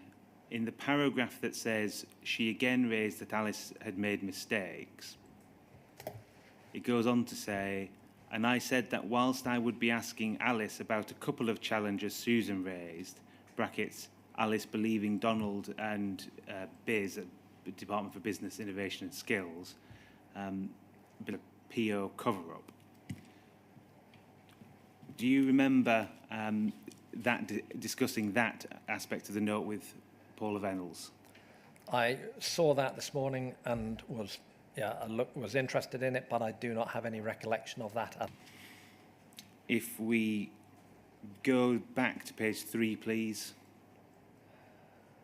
got the reflection set. It just up slightly again, please. Thank you. It says, as we said here before, there are more notes below as context if you have time, but not imperative. Would you have read the remainder of the document? Yes. Yeah. Could we... There we are. It's the third paragraph. Said to me prior to my leave that she would never have put a business she worked for in the situation we found ourselves with the second site interim report, and she wished she had never allowed to do the independent review. Can you recall discussing that aspect with Paula Vennells? So this is fresh in my mind from this morning, and my mind hasn't had a long time to think about it. So I really cannot remember the conversation more than 10 years ago. I'm sorry. I'm sure I would have read the note. I'm sure I spoke to her about everything, but I cannot remember the details of that conversation, I'm afraid. So if I asked you any more questions on this, you wouldn't be able to assist us with what was said in the at the conversation? I will not be able to remember the actual conversation. I think I would have said, but as to what I actually did say, I would. Do you have any recollection at all about how the conversation went? If it's not precisely words that were used, but the overall tenor of the conversation? Yes. So, or do I? I'm not quite sure if it's an actual recollection or if it's what I would have said. But I think that my reaction to Paula would have been that Susan is being over-emotional about it. You know, she should have resigned over the second site review. Nonsense. You know, we were right to do the second site review. There's nothing wrong with doing the second site interim to resign. That's daft. And being left in the corridor outside the board meeting, yes, it's clumsy, but it's not a resigning matter. The post office was in a real sorts of things. There were lots of other members of the executive who would come into the board meeting and frankly get a hard time. So Kevin would come in and be talked about the network. It was a robust environment. So for somebody to be upset about being left in a corridor, get over it. It's not a resigning issue. I think I would have been relatively robust with Paula that this is Susan's job. Just tell her to get on with it, not be so sensitive. That's probably what I would have said. That's my vague. I cannot remember the specifics of that conversation. Can we look at an email sent around that time? It's Pol 20146244.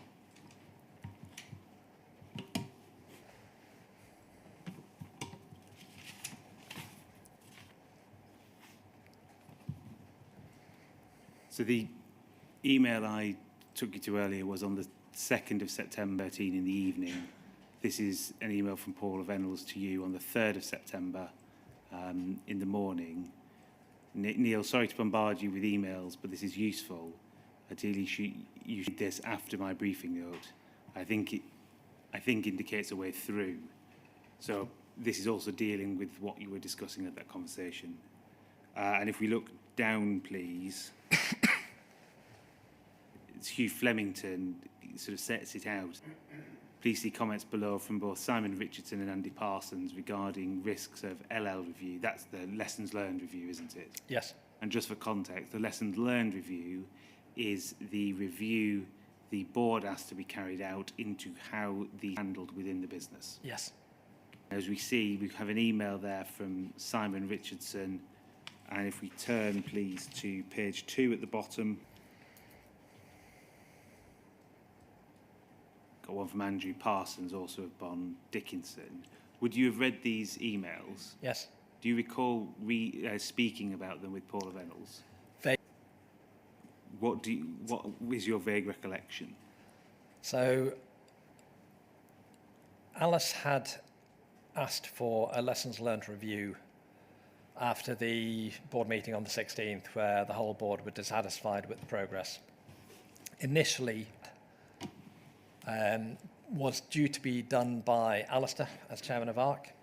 That had then migrated, which I'm not sure I was aware of, but it migrated to Richard Hatfield. And this basically then Susan arguing, Susan getting why we shouldn't be doing it.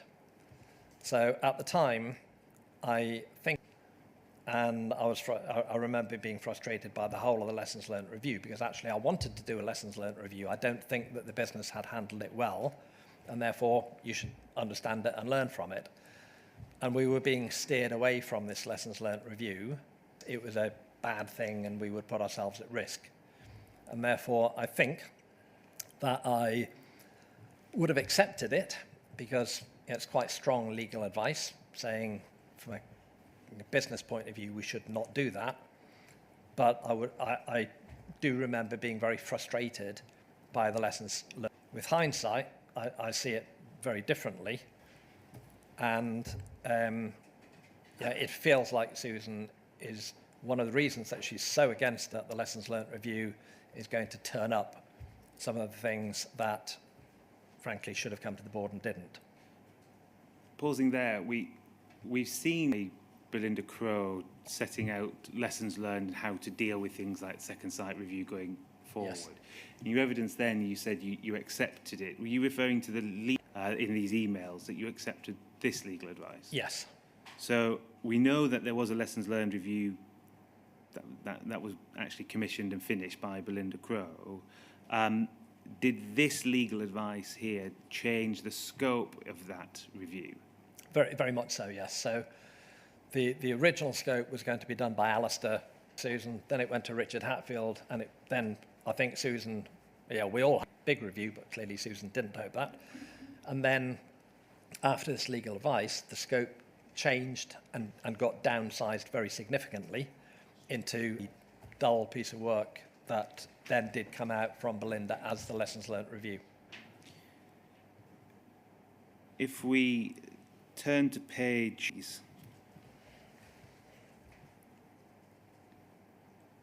points that's made by Mr. Parsons refers to disclosure of the review. We see something the inquiry sees a lot, a point on privilege, this review.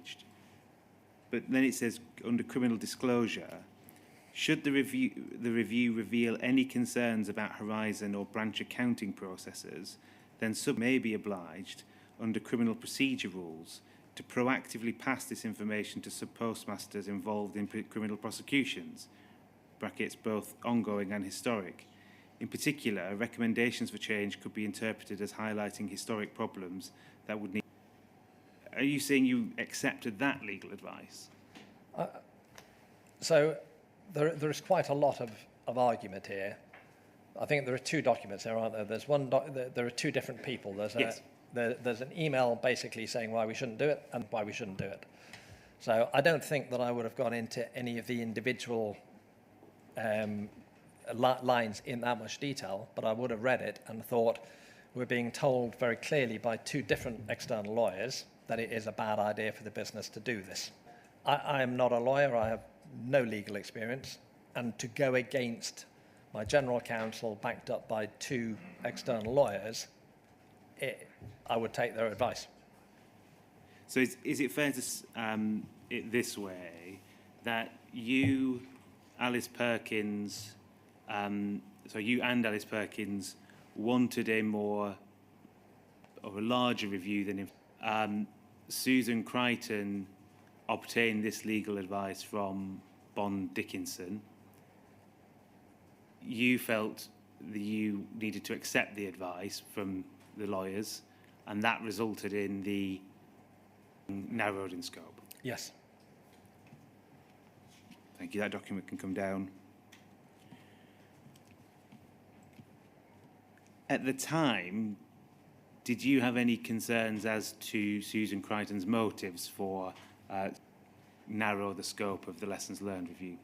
No, and frankly, even when Susan Crichton resigned, I didn't bad motives in doing that. As this inquiry has peeled away the layers, frankly, I have become appalled. But at the time, I had no feeling of that at all. I want to move now to another topic. It's oversight of prosecutions and future prosecution policy. In your statement, we don't need to turn it up, but it's paragraph 55. You say process, you had no knowledge whatsoever with regards to the investigation prosecution of sub-postmasters for theft, fraud or false accounting. 2011, we saw the board minute on 12th January, which referred to prosecutions. So you were aware in broad terms of the and by then? Not really. So I was aware, I wasn't aware that we were bringing the prosecutions. If we just bring that note back up of the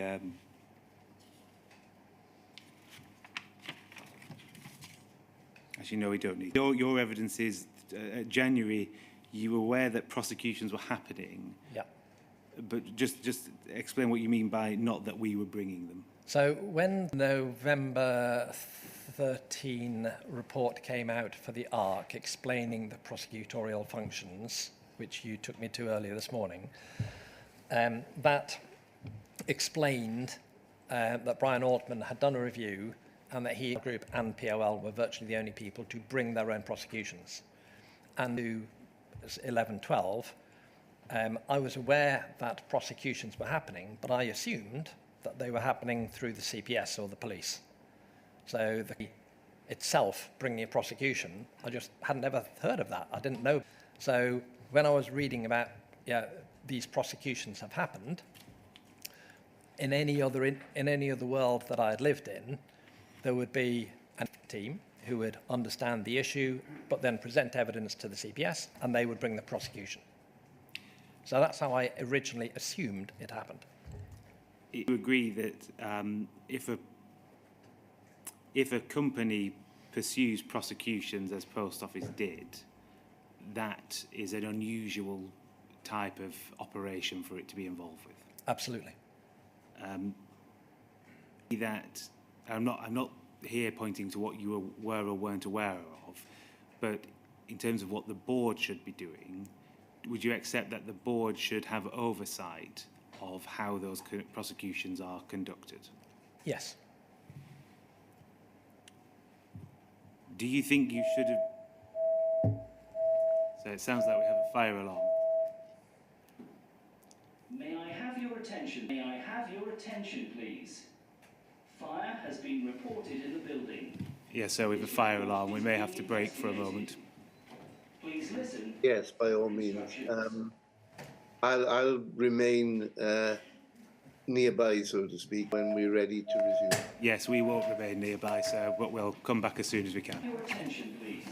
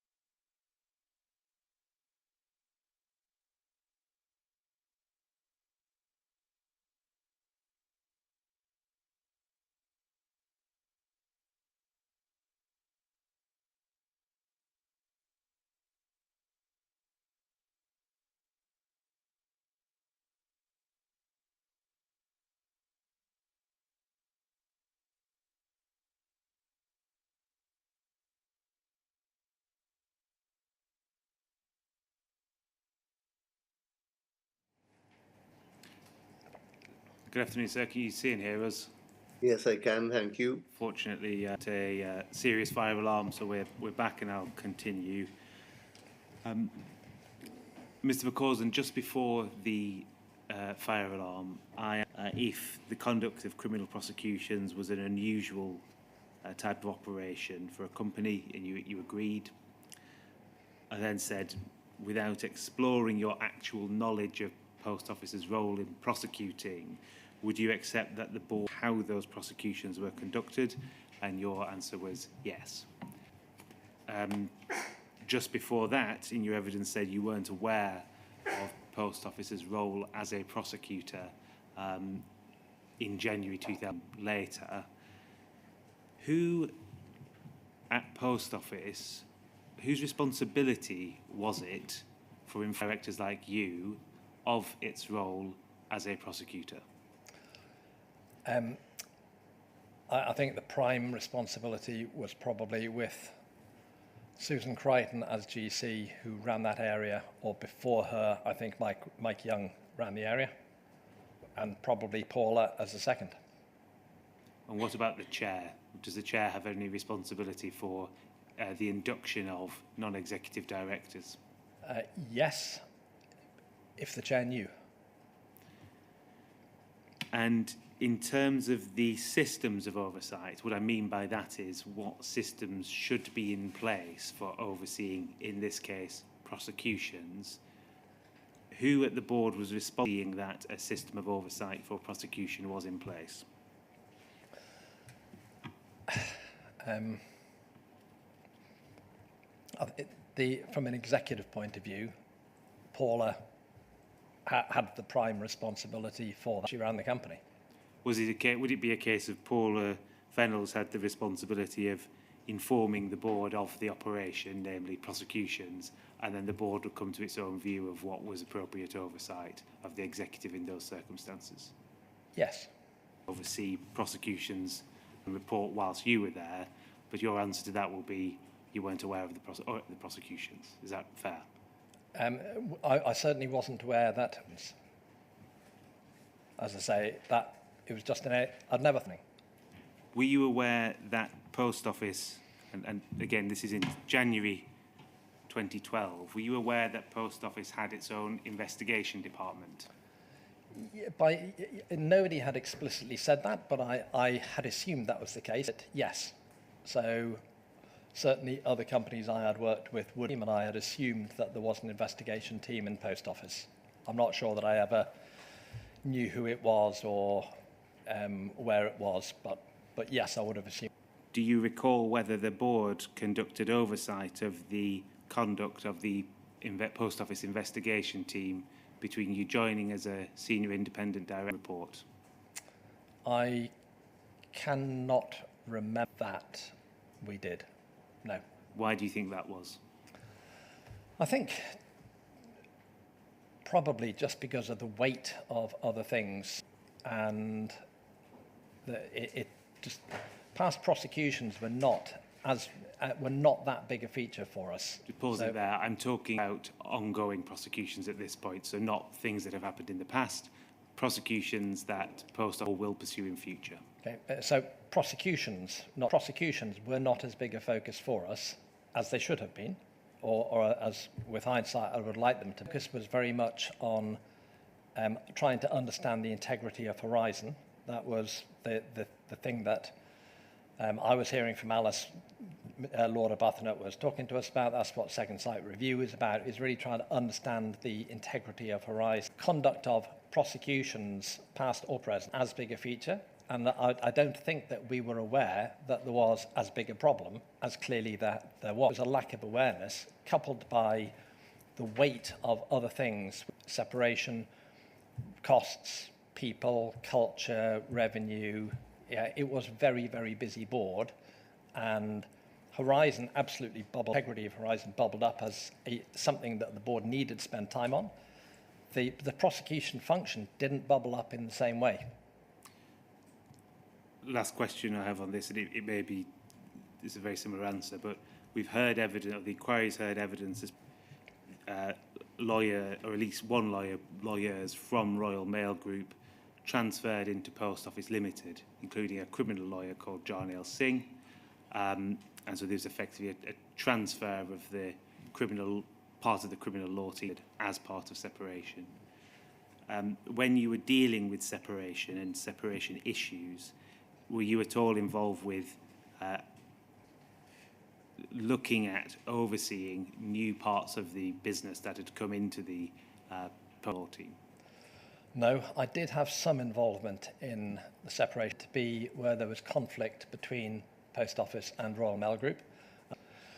But a normal transfer of people across, I did not have sight of. I want to look then now briefly at the future prosecutions policy for the interim report. Can we look please at poll 308?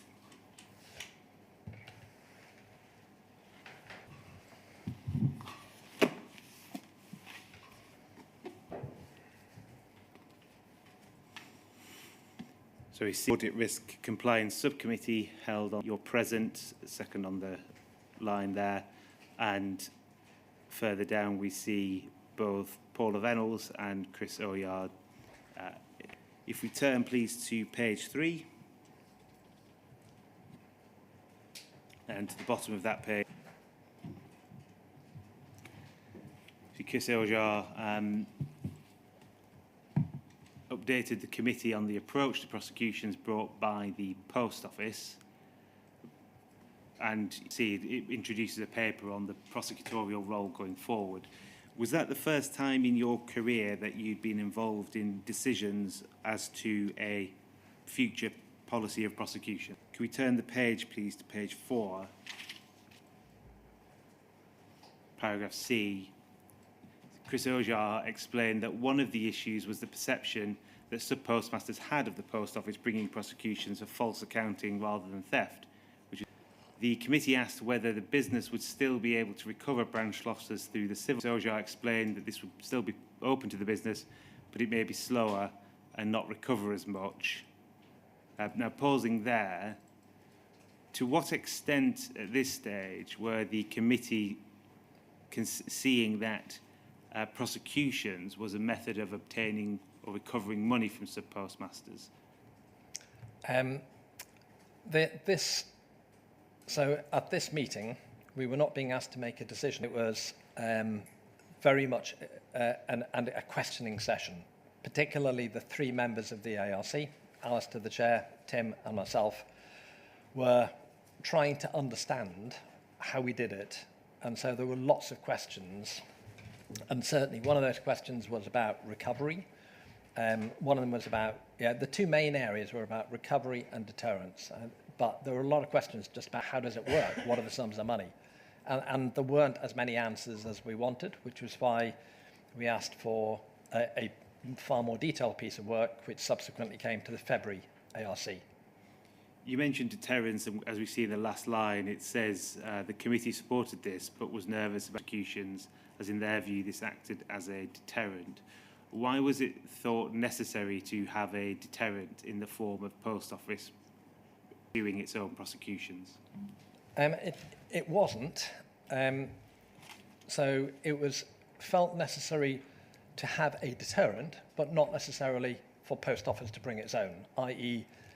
perfectly happy for the CPS to bring prosecution, or for us to bring a prosecution, but to have no prosecutions, that was what was making the... Do you have any recollection, we see it, sorry, I should say it D, it says the CEO thanked the committee for the helpful challenge, stressed that the business was not saying prosecutions, but that it would be more circumspect in the cases it chose to take. You've mentioned before, minutes are obviously not the full record. Do you have any other recollection of what, in respect of Post Office's prosecutorial role at... I don't at this meeting. She subsequently sent around some emails between this meeting and the next meeting, some of her views. I guess that her views were the same, but I cannot remember her views at this meeting. I'm not going to take you to the emails, they're a matter of record. I do want to come to one matter which involves a potential conflict of evidence. These are poll 3030900.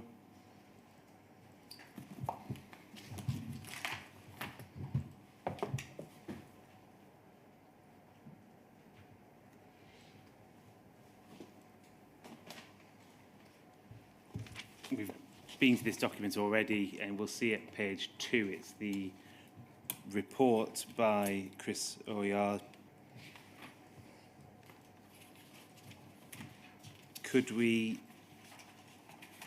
turn, please, to page 3?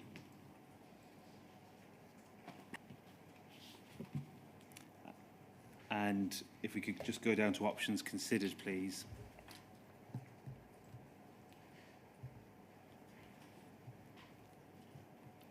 The options put forward are A, preserving the status quo, so retaining prosecutorial capability and continuing with the prosecution's policy.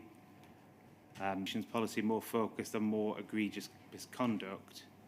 And C, ceasing prosecutorial activities. In your paragraph 157, which is page 59, we don't need to bring that up.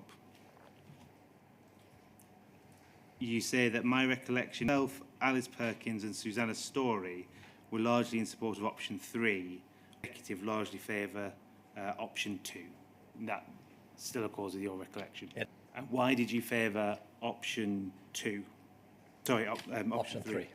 So, in this meeting, I was trying to understand two things. First of all, the recovery, and secondly, the deterrent.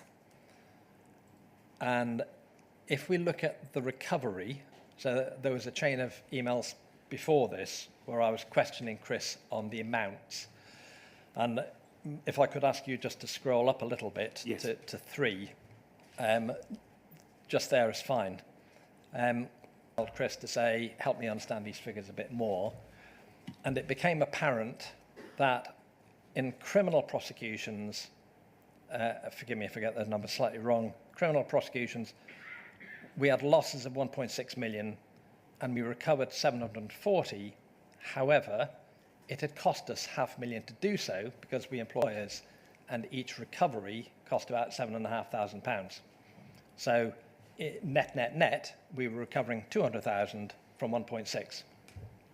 Whereas civil, we were recovering 1.9 and it was costing us about 100,000. So from a recovery point of view, we were actually much better using civil, which wasn't clear, and that wasn't evident from either of the papers, which was why I was trying to unpack that and understand it.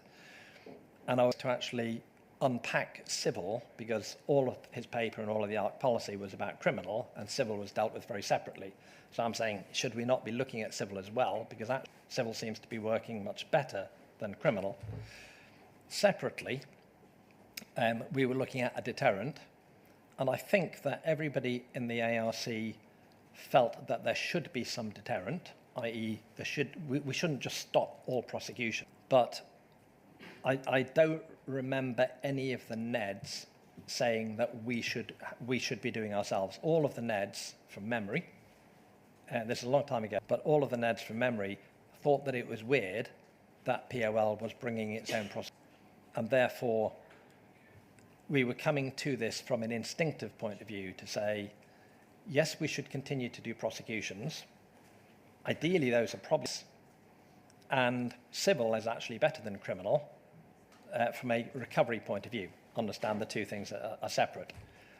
However, there were arguments put by Paula that said, we're in transition. We've got the business support program happening. We've got the mediation scheme happening. CPS is overloaded, and our advice is that the CPS actually may not be able to do anything. And therefore, we should, whilst moving towards option C, let's do it gradually. Let's take a step towards option B, and then maybe we'll review it and go to option C. And because all prosecutions were paused, because we had paused all prosecutions, I thought that was okay.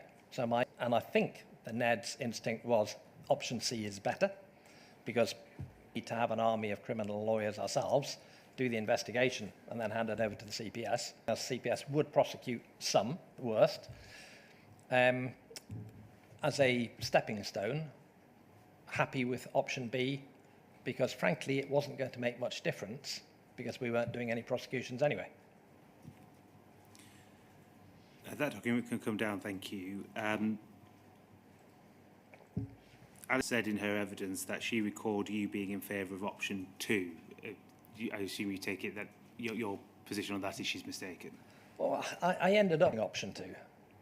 So, I mean, I'm not sure when in the debate she was talking about. So my instinct started off going option C is better, but I was okay with Paula's option 2 as an interim step. I mean, and the paperwork is quite clear that it's a pro tem interim step.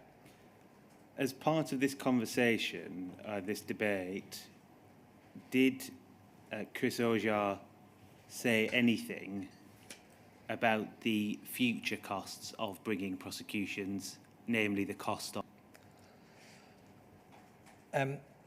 So in the previous ARC, I think there was that reference that you took me to earlier that said we were to do a new... This in this paper. It's the February paper. I don't recall that coming up in the February paper, but certainly from the November paper, and therefore in my mind, will have been that we need to have a new independent expert, and there will be up to date. Sorry, just we can bring it back up so you can see. Is that in that paper as well? Yeah, it is. Okay, sorry. It is. Well, if you have to take it from me, it's mentioning £200,000 Yes. for the likely cost. Apologies, I thought that was in the November No need paper. to apologise. But just with that clarified in your mind, in February 2014, do you recall discussing that issue on the cost of an expert witness with Chris Ojar? No. I don't believe that was a factor in the conversation at all. I want to look very briefly at the mediation scheme, please. Can we turn to poll 201458?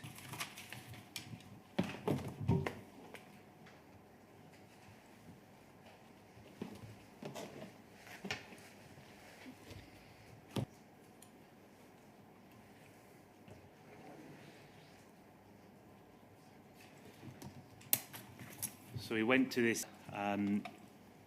it's the Susan Crichton and you emailed each other in August, but if we can go down please to Alice Perk, July.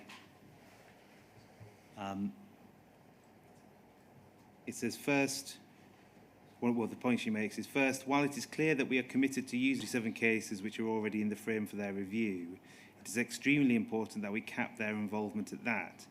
The moment they are involved in additional cases beyond these, we will have lost the ability to end the relationship with them, an outcome which I do not want to have to contemplate.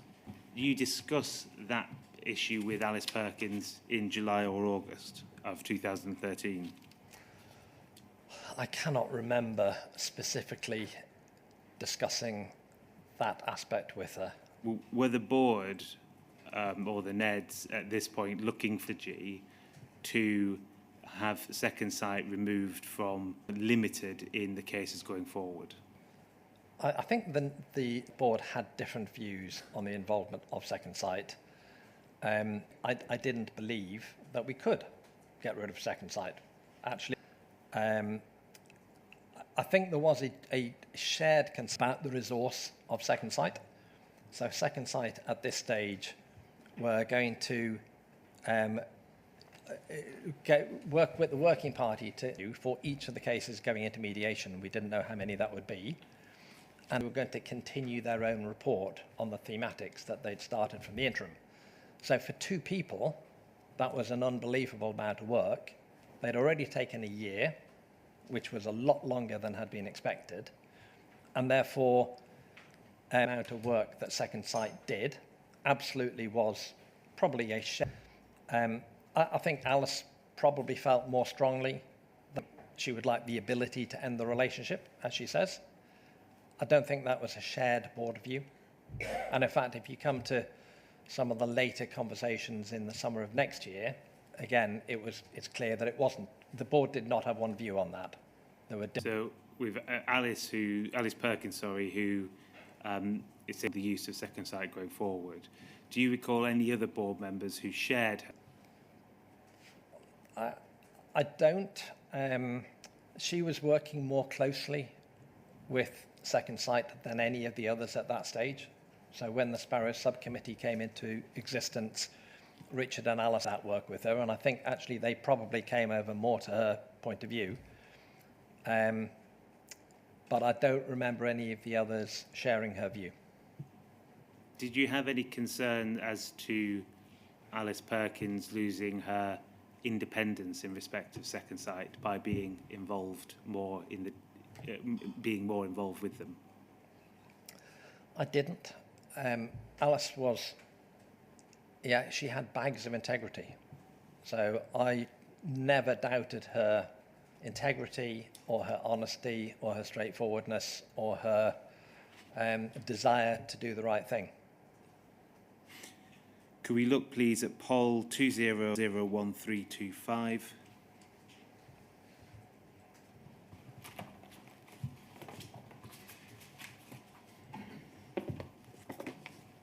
If we look to the bottom of that page, please, we see an email from Mark Davis to a number of in the distribution list, I think it's third line down. It's the 5th of September 2014. And it refers to a BBC North reporter who's clearly seen a copy of the reports, being the Part 2 report. And if we go to the next email up, another email from Mark Davis on the 9th of September. It says a report on the leak has been broadcast within the last few minutes on BBC Radio 4. And then your reply is shortly afterwards on the same day.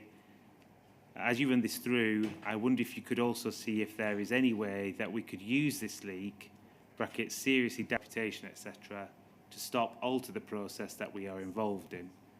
I pause. Why was the leak seriously damaging to the reputation? Because it was incorrect. So you said the content of what was incorrect? No. So the leak. So what was reported was absolute. Right. So it's the. You're referring there to what's reported on Radio 4 to the report itself? Yeah, this isn't about the report. This is about the leak. So was reported on the radio, and the report is inaccurate. It was just wrong. We took it up with the journalist, but it was damaged. The fact that we had a incorrect leak, I was annoyed by it. I didn't like that. At that point, can you recall what you thought was incorrect about the report? I cannot recall it. I'm sure it's in the documents. And it says it just at the bottom of the screen there. Why did you want to alter the process at that point? Well, I think, and if you read the whole of it, it says it would ask a better way out of Sparrow. So where are we now? At this stage, my thinking had moved on. And if you go back a few months to June, I think it was, the subcommittee had come to the board with a recommendation that actually we bring the mediation scheme in-house. And the board, and let's face it, there's only 3 of us, me, who are not on the subcommittee, had rejected that and said, no, actually, we should continue. So we did continue with it. But by the time we got to the mediation scheme was still incredibly slow. We'd had very, very few cases go through to mediation. Very few cases mediated, successfully mediated. So clearly it wasn't working. And I think everyone was saying that. It wasn't just us. So Sir Alan Bates was saying that. The MPs were saying that. JFS, Anthony Hooper was saying that. So I'm trying to find a better, faster way out of Sparrow. So I'd already talked about a number of things. I had suggested and was trying to get Second Sight put on piece rate rather than a day rate, really the way we were paying them, incentivizing them to get more people.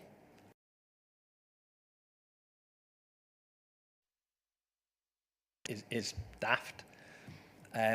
Maybe paying more. I mean, let's look again at paying people more. The amount that we were paying in mediation wasn't working. So we needed to find a faster, better way out of Sparrow. And the leak was leak. which did annoy me. So the fact that there is a leak says that the process isn't working. If the process is working, you wouldn't get a leak. So can we use the leak to find a faster, better way out of Sparrow? That's what I was asking. So at this point, you refer to June 2000, where you say there's a proposal brought forward to questioning whether ending the scheme. Obviously, June 2014 is when the board briefing for Deloitte is presented as well. At this point, was there any discussion for the potential to be to commission Deloitte to do part 2 of the work, or is that still on the back burner? There wasn't any discussion about that. There was the mediation scheme, really. So this conversation and getting out of Sparrow, it's about mediation scheme. So we had a working party, lots of individual case reports. We had a mediation scheme, CE. It just didn't appear to me in September of 14 that the mediation scheme was effective. And therefore, I was looking for a better or faster way to get out of that the current way that we were doing things. Kicking ideas around, but just doing what we were doing didn't seem like a sensible thing. 20102370.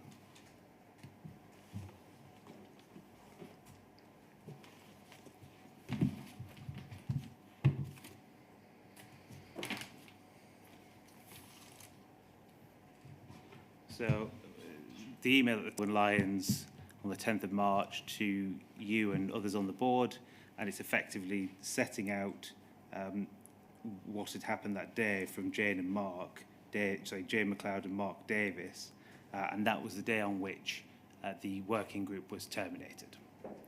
And that feels very well handled. I'm sure it will ignite some more, but so far, so good. If we look down at the email itself, the update, we see the explanation of what happened, and then there has been a very low-key response, and over the page, set of the response back to it, including from journalists and on Twitter. So we can go back to page 1, please.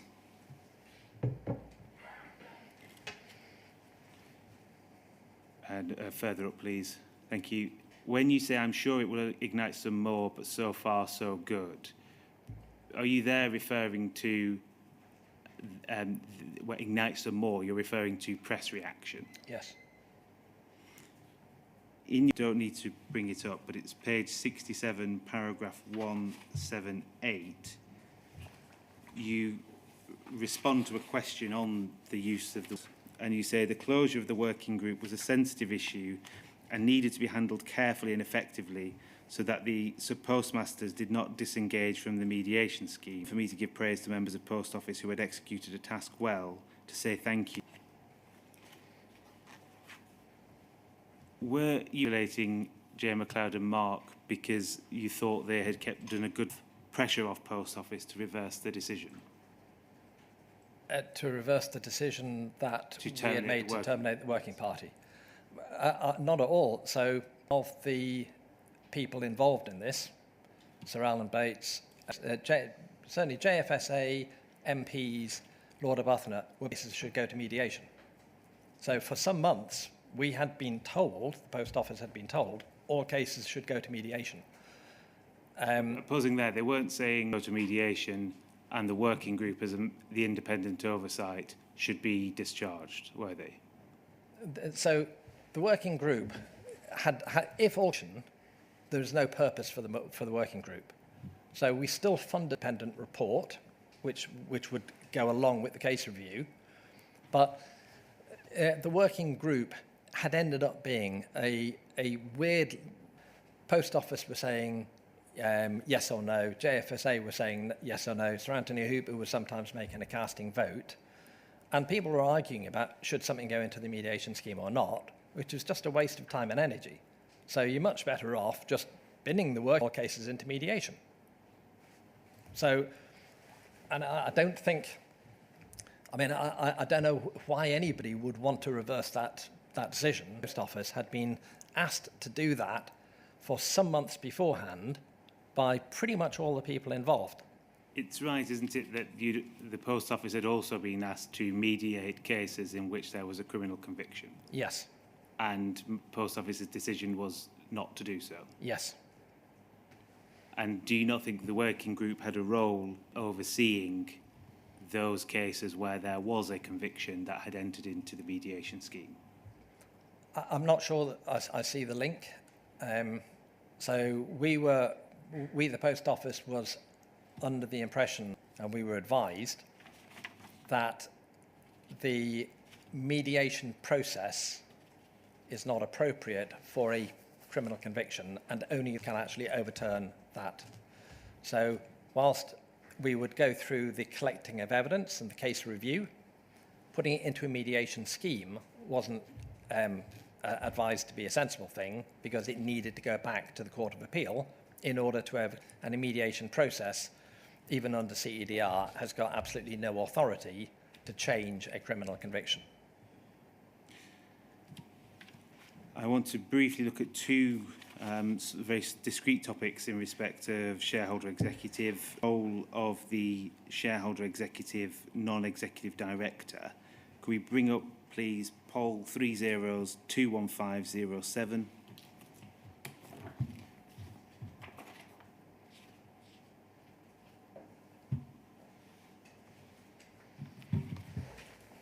Meeting of the 23rd of May 2012, which we've been to already to day 4 this time.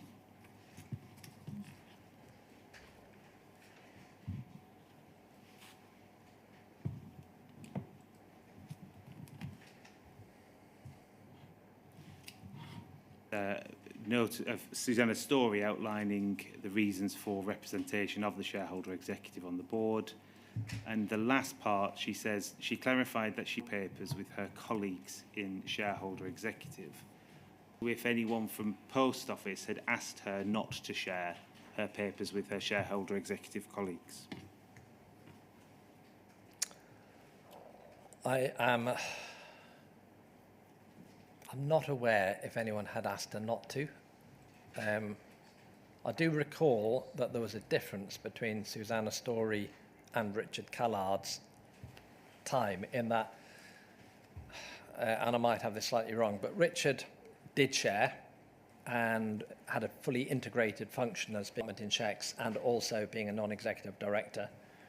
Susanna, and I can't remember the reason for it, there was a view that there might be a conflict of interests, and there the Ned on the board, but I'm not sure that she ran. There was like a Chinese wall between them. I've got to say, I think that the situation with Richard is far better than the situation with Susanna. It's better all round, better for the shareholder, better for Paul.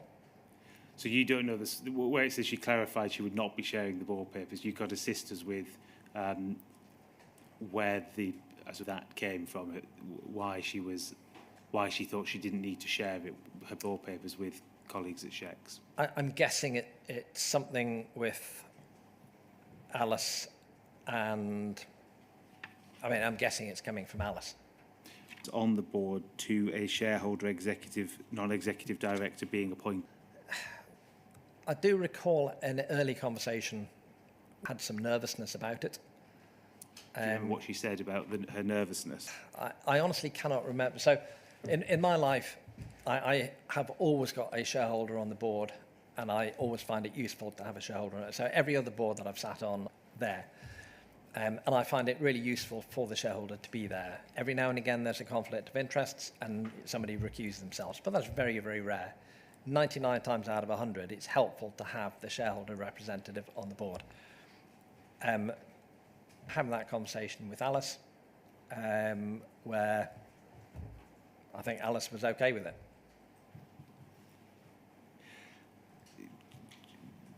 Just going to your experience of sitting on boards with other shareholder representatives, the way in which Susanna Story and Richard Callard fulfilled that role, was that consistent with how you'd seen the shareholder role fulfilled in other boards you'd sat on? Yes. I think inevitably they have quite a difficult tightrope to walk, because the aims are sometimes different. So they are there looking after the shareholder interests, but they're also there as a director of the board. And sometimes those two will diverge. But I think they both perform that role reasonably well.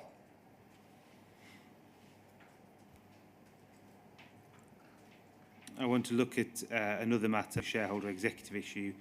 In Richard Callard's witness statement to the inquiry, he referred to an away day in June 2014, which he said that many felt at that away day that Paula Vennells was acting more like a non-executive CEO. Did you share that view, and do you recall that away day? I did share that view. I do vaguely recall the away day. There is a fairly long history with Paula, which is not desperately satisfactory. And Paula's performance, which I touched on this morning, her performance changed over time, and our view of her performance changed over time. But certainly in 2014, her performance was not great. In fact, probably towards the end of 2013, her performance was not great. And as you will be aware, we did conduct an exercise with a firm of headhunters to market, map, and your concerns, to what extent, sorry, I'll repeat that, your concerns with Paula Vennells, to what extent did they relate to her handling of matters such as the second site review and complaints integrity? They were not the main area of concern. Was it an area of concern? Not that I can recall. I don't recall her handling of Horizon being at issue, fully involved in Horizon. She and Alice spent a lot of time, on Horizon, arguably on other things. Now, clearly with hindsight, that's wrong, and she didn't spend even enough time with Horizon or do the right things. But the criticism of her wasn't specifically about Horizon. It was really about the leadership of her team, the lack of commerciality, the strategy aspect.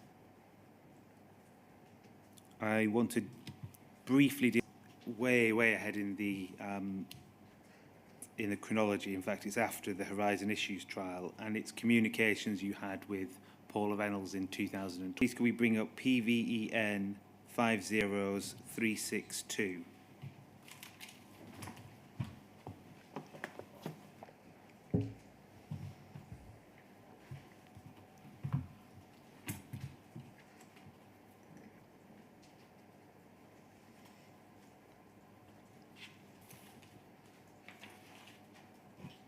And if we could go to the second page, please.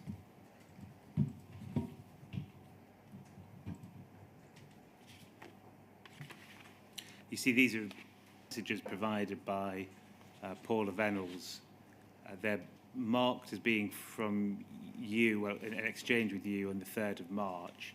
Do you recognise these as being texts that you sent her? Yes. Did you say something? Sorry. No, sorry. You say, "Good morning, Paula. Just to let you know, I'm a tad early and I'm in Paddington." So you're referring to a meet her. Do you remember the purpose of meeting with her on the 3rd of March 2020? Yes. So this is an extract from a slightly longer chain of text messages, which I'm not sure if you have or not. The earlier ones, which I looked at, I've forgotten these. Basically, Paula texted me to say she just had a coffee with Alice. She's trying to remember and catch up on things regarding post office. Would I have a cup of coffee with her, please? Yeah, I left post office a long time ago. My memory of I haven't got paperwork, so I'm really not going to be much use to coffee. So we had a coffee. And we see the text we have there at 11:15. Later on in the evening, it says, "Wisdom, memory, time, and coffee will keep you posted." Do you, Paula Vennells, at that meeting? So Paula was asking me for my recollections of post office, and honestly, I had very few recollections of post office. don't think that I told her anything that she didn't already know way more than I did. It lasted maybe 10 minutes, and then it morphed into a conversation about her. She was not in good form. Just pausing there, I'm only going to explore with you matters that are relevant to the evidence of the inquiry. I don't want to pry into it. Do you, in that 10-minute conversation, can you recall any specific topics that she asked you about in particular regarding Post Office? The second site investigation, the mediation scheme, business improvement programme, working party. I think the site and the spin-offs from that. I don't think there was a conversation about prosecutions. So I think it was second site, mediation, working party. Could we look at BEN 6015?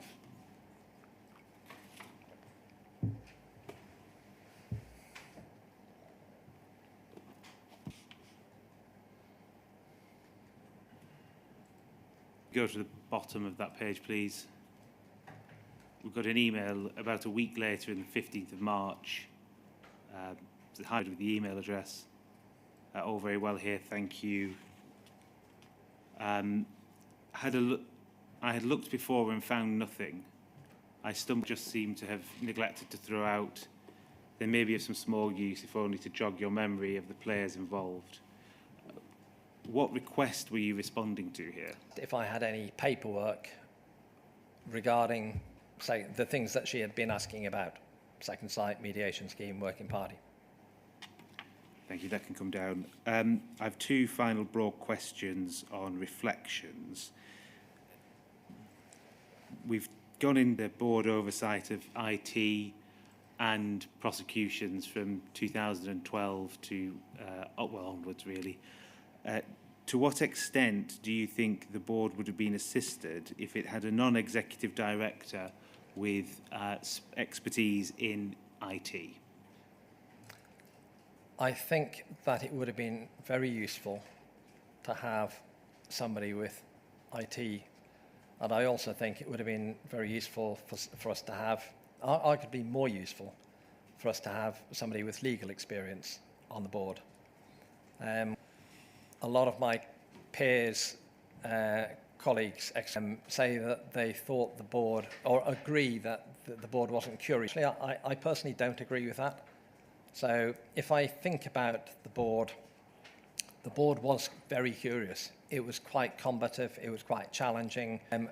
Horizon issues aside, we were a very, very busy board dealing with some very difficult problems, and we made very good headway on many of those things, and we did that in environment.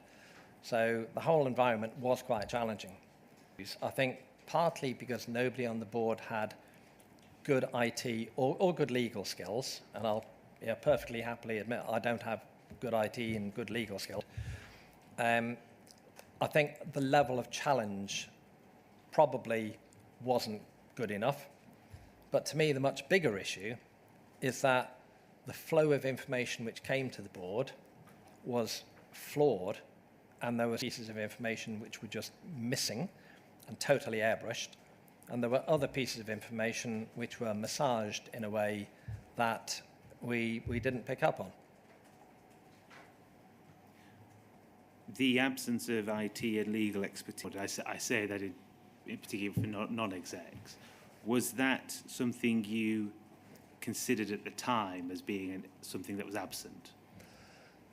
When we were thinking about the nominations committee, we did, and I think it's there in one of the nominations committee reports, say that when the board is refreshed, we should try to refresh it with somebody with IT skills. So I don't think we thought of it as a screaming, it would be helpful to have somebody with good IT skills. Again, the benefit of hindsight is probably that would have been much more helpful at the time. I think at the time we thought that we had found and needed to be fixed, and we were not as aware of the misfunction as maybe we should have been. So those are the questions I have. Unless you have any questions, I know there are some from core participants.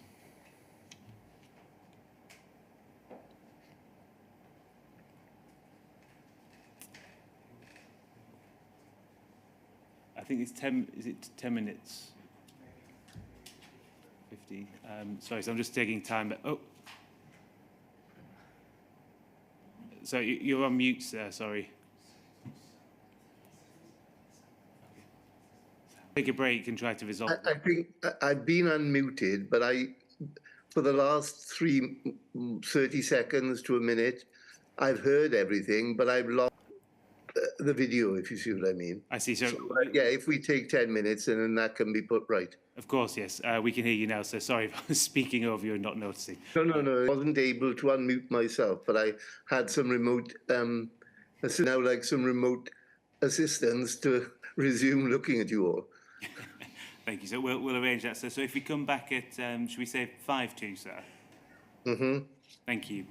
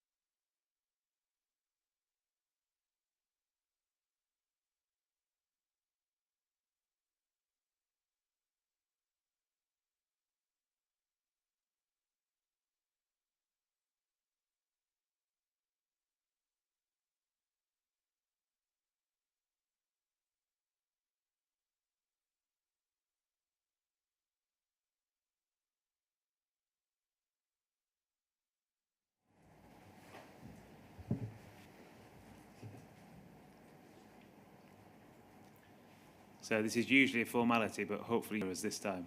Yes, I can. Thank you. Good. It's only one set of questions, so he's got 10 to 15 minutes, I think. Right, fine. Thank you, sir. Mr. McCausland, good afternoon. I represent a large number of mistresses who are affected by the scandal and are core participants in this inquiry, and I'm instructed by Howe & Co. I want to ask, hopefully quite briefly, the first topic is bugs in the Horizon system, and the second topic is the Post Office Advisory Council. In relation to bugs, you gave evidence this morning, and you referred to a discussion with Susan Crichton that you were present at, and you said, and I'm just reading from the transcript, so correct me if I'm wrong, Susan Crichton informed you that in all previous prosecutions where Horizon data had been used, and you said, I was talking to an experienced RMG director, who I think is Les Owen, is that right? Yes. So I'm going too quickly. Counsel, and there was a very clear and a very robust answer from Susan Crichton that the system was sound. And that was your understanding, yes? Yes. And had you been told at that stage that there were no bugs in the Horizon system? I had not been explicitly told anything about bugs at that stage. So this was very early in 2012, the January board meeting, I think, in 2012, and induction or in the Royal Mail Group handover, had there been bugs. Right. Would it be fair to say that as a result of the conversation that you were involved in with Ms. Crichton, that it was your understanding, or it was the general understanding of you and others on the board, that the Horizon system was working perfectly and that there were no bugs? I took comfort from the fact that the General Counsel was being very clear and very unequivocal with an experienced Royal Mail Group, as Les was Royal Mail Group and had been on the RMG board for some time. And I took comfort from the discussion at that stage, if I'm honest. I was listening, but I definitely took comfort from that exchange where Susan was very clear. We had won all previous prosecutions. The audit report was very positive. It had been reviewed by Deloitte, and the legal I had not seen from but Access Legal were weak. So yes, I took strong comfort from that. And that was the message that you were getting from Post Office. If we can move forward in time a little bit to the 8th of July release of the Second Sight interim report. Yes. And again, taking you back to your evidence this morning, you said that you were unhappy that you were not kept properly informed about. Yes. And you said we had asked the board several times over the year how a Second Sight getting on. So to have it dropped on us, not at a proper board meeting with proper papers, but just to have it thrown in as to say, I'm quoting you, actually, Second Sight report is coming out next week, and we're not happy with it because it's inaccurate. And by the way, there are bugs and flaws. That's how it landed on you, effectively. Yes. So we've gone, haven't we, from you having an understanding that there are no bugs in the system, everything's working perfectly, to a report from which said that there were defects in Horizon Online that had impacted 76 branches. The receipts payments mismatch problem affected 62 branches, and the local suspended 14 branches. So we've gone from one quite extreme position to an extreme position, haven't we? We've gone from a very confident position to a less confident position. Yeah. But at that stage, it wasn't a particularly worrying. Yeah. That it wasn't it should have been a red flag, but it was probably an amber flag, as I think what you said this morning. That probably is right. Yeah. So do you think that the board, when presented with a serious change of information about the Horizon system, should have requested more information from IT managers in Pol or even from Fujitsu at that point? So if I try to remember back to that time, when I got the report and read the report from Second Sight, and coupled with that had Paula's briefings verbally and in writing, two were the two issues were somewhat separated in my mind. So neither Second Sight nor Paula were saying that the bugs and the issues that we were trying to find through Second Sight, the sub-postmaster losses, how have they arisen, what is happening to them. Those two issues were separate, and they were separate when Paula was describing them. She was very clearly articulating it verbally and in writing that these bugs were not linked to the Second Sight cases. And in the Second Sight report, they were also separate. Second Sight were clearly saying there are no systemic problems with Horizon. And there are two bugs that have been found. These bugs have caused this problem. So with hindsight, wrongly, but at the time, both Second Sight and Paula led me to believe that the bugs were actually not the issue. I think the essence of the question that I ask you on behalf of our clients is, wasn't this an opportunity for the board to get more information about why Post Office had been and Second Sight was saying something slightly different? Wasn't there a case to consider whether the board were being misled by Post Office at this time? Second Sight was saying something different to the Post Office. So Second Sight and the Post Office were both saying the same thing, which was that they had found these bugs, but they weren't the same bugs, or they weren't the problem which we were looking for. And so the Second Sight report I read as saying there are definite problems here. You need to fix these things. I've been through them again before, I won't repeat them. And that was what they were saying. They weren't saying, you've got two bugs here for boys. Yeah. The Second Sight report, I wish with hindsight that the Second Sight report had said, first of all, you've got big prosecutorial problems, which for me and Iran, and they said that to Susan. Nothing about that in the report. And I wish that they'd said, you've got bugs here, and also, I have been speaking to Gareth Jenkins, and he tells me this. So all of that stuff, I wish that all Second Sight had come to the board and said that. But I read Second Sight's report, and I didn't. And even if I read it now, it doesn't come out at me as saying these bugs are the problem, which is the action that I wish we had taken. So you just, and I'll move on after this. I think I have your answer, but I think that your answer is the fact that Post Office were, and that Second Sight in an interim report said there are bugs that have affected. You didn't think at that point that someone in Post Office leading the board, which of course now we know to be the case. Correct.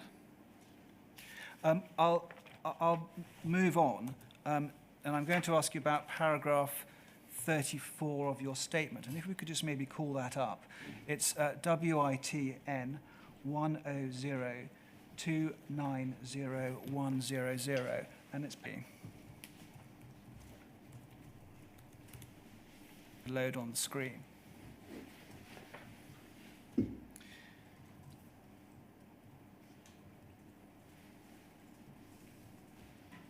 So paragraph 34, please. Thank you.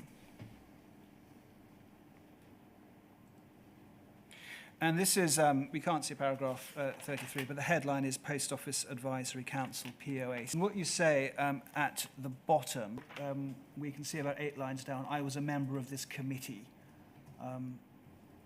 5 lines from the bottom. I was a member of this committee who acted as chairman. And then you say, POC was established in 2014.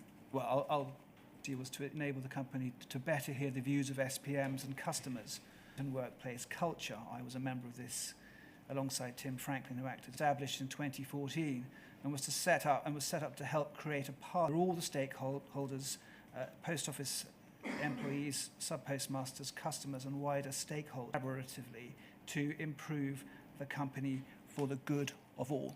Yes? You've lied in your statement on the POAC terms of reference. If we could maybe move it, which is POL 00022.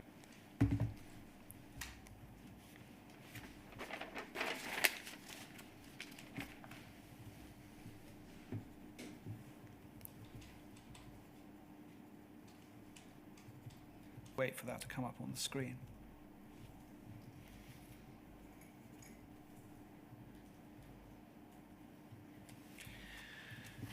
So we can see the purpose of the committee was to provide a forum for post office stakeholders and other experts. This is issues of interest and importance that impact on customers, stakeholders and their communities. Now a stakeholder is an SPM, that's right, isn't it?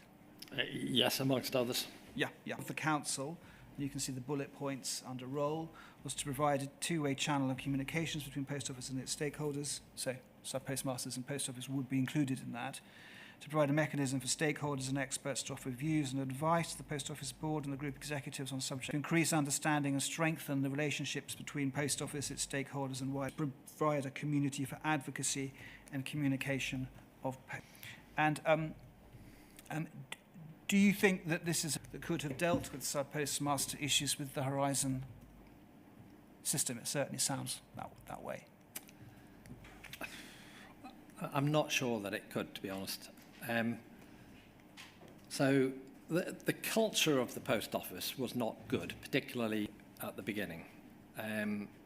It was very head office is God and everyone else is not good. Didn't talk about customer at all. There was a blame and defensive culture. So throughout my time there, we tried hard to shift the culture into something, frankly, more normal. There was, again, throughout a plan, I wouldn't call it any more than that, prepare the company to one day become a mutual. It was totally impossible at the beginning because there were conditions, you would need to be financially sustainable to be nowhere near. But the government quite liked the idea of a mutual. Tim and I very much liked the idea of it being a mutual. Of steps to try to change the culture, to try to engage more with sub-postmasters. So we forced part of on sub-postmaster engagement. We developed a lot of engagement mechanisms. So lots more communication with the sub-postmasters and huge amounts more listening. So the POAC was designed really as one of the strands in that, where we would get together a group of sub-postmasters, but a lot of customers as well, industry people. So just as a way of opening up the culture, meeting, having different views. I think the issues, Horizon issues inevitably are very technical. I think you really needed a group of specialists with a lot of, and the people on the POAC were giving their time, but they were giving limited amounts of time because they all had jobs elsewhere. So to expect them to really, dive into something which wasn't their specialist subject, I'm not sure that the POAC tackle the Horizon issues. In light of what you say in your statement, though, where you say that it was to help stakeholders, which includes sub-postmasters, to work collaboratively to improve the company for the good of all. Were sub-postmasters who were members of the POAC, is that right? I believe so. And were they sub-postmasters who had knowledge of the Horizon issue, do you recall? So I don't recall knowledge of Horizon, absolutely, users of Horizon. Of the Horizon issue, I don't remember any conversation at a POAC regarding the issues that are being talked about in this inquiry. There was a provision to invite people to the meetings. Yes. And also the committee fed back to the board. The committee, that's right, isn't yes. it? And did anyone ever suggest, because you knew, Post Office knew what the issues were with the sub-issues, did anyone ever suggest inviting people or individual sub-postmasters who had grievances to talk to try and resolve the issues at that level? If someone had said, for example, doesn't have to be a technical point, but I can see the cursors moving on my screen, someone's in my system, there have been miscarriages of justice, all my uncles and aunts have been prosecuted, they've done nothing wrong. That might have been able to cut through the culture of the Post Office. Do you agree? I understand what you're saying, but I'm not sure. So the agenda for the POAC was formed by the members. So the members of the POAC would say what they wanted to talk about, and Tim, as chair, would basically agree. So I mean, Tim is the nicest, most collaborative man. Tim would broadly shape the agenda based on what the members wanted to do. Those things tended to be more the strategy for the post office, where we were going with financial services, why don't we do more for an energy and telecom offer, how can we get better at listening, network transformation was an issue. So they came from, the agenda came from the members, which was what we were trying to do, that we had more direct contact as a board. So I'm not sure the Post Office Advisory Committee is the right place for that. But as a board, I absolutely wish that Lord Insight and sub-postmasters had come to the board, and we had more direct contact in that way. Because I mean, I've said it several times, but I'll stress it. The board, we're not trying to cover up. We're not trying to shy away from problems. We were actively trying to find problems, and we thought we had found some of the problems, and we thought we tried to fix some of those problems. We clearly didn't.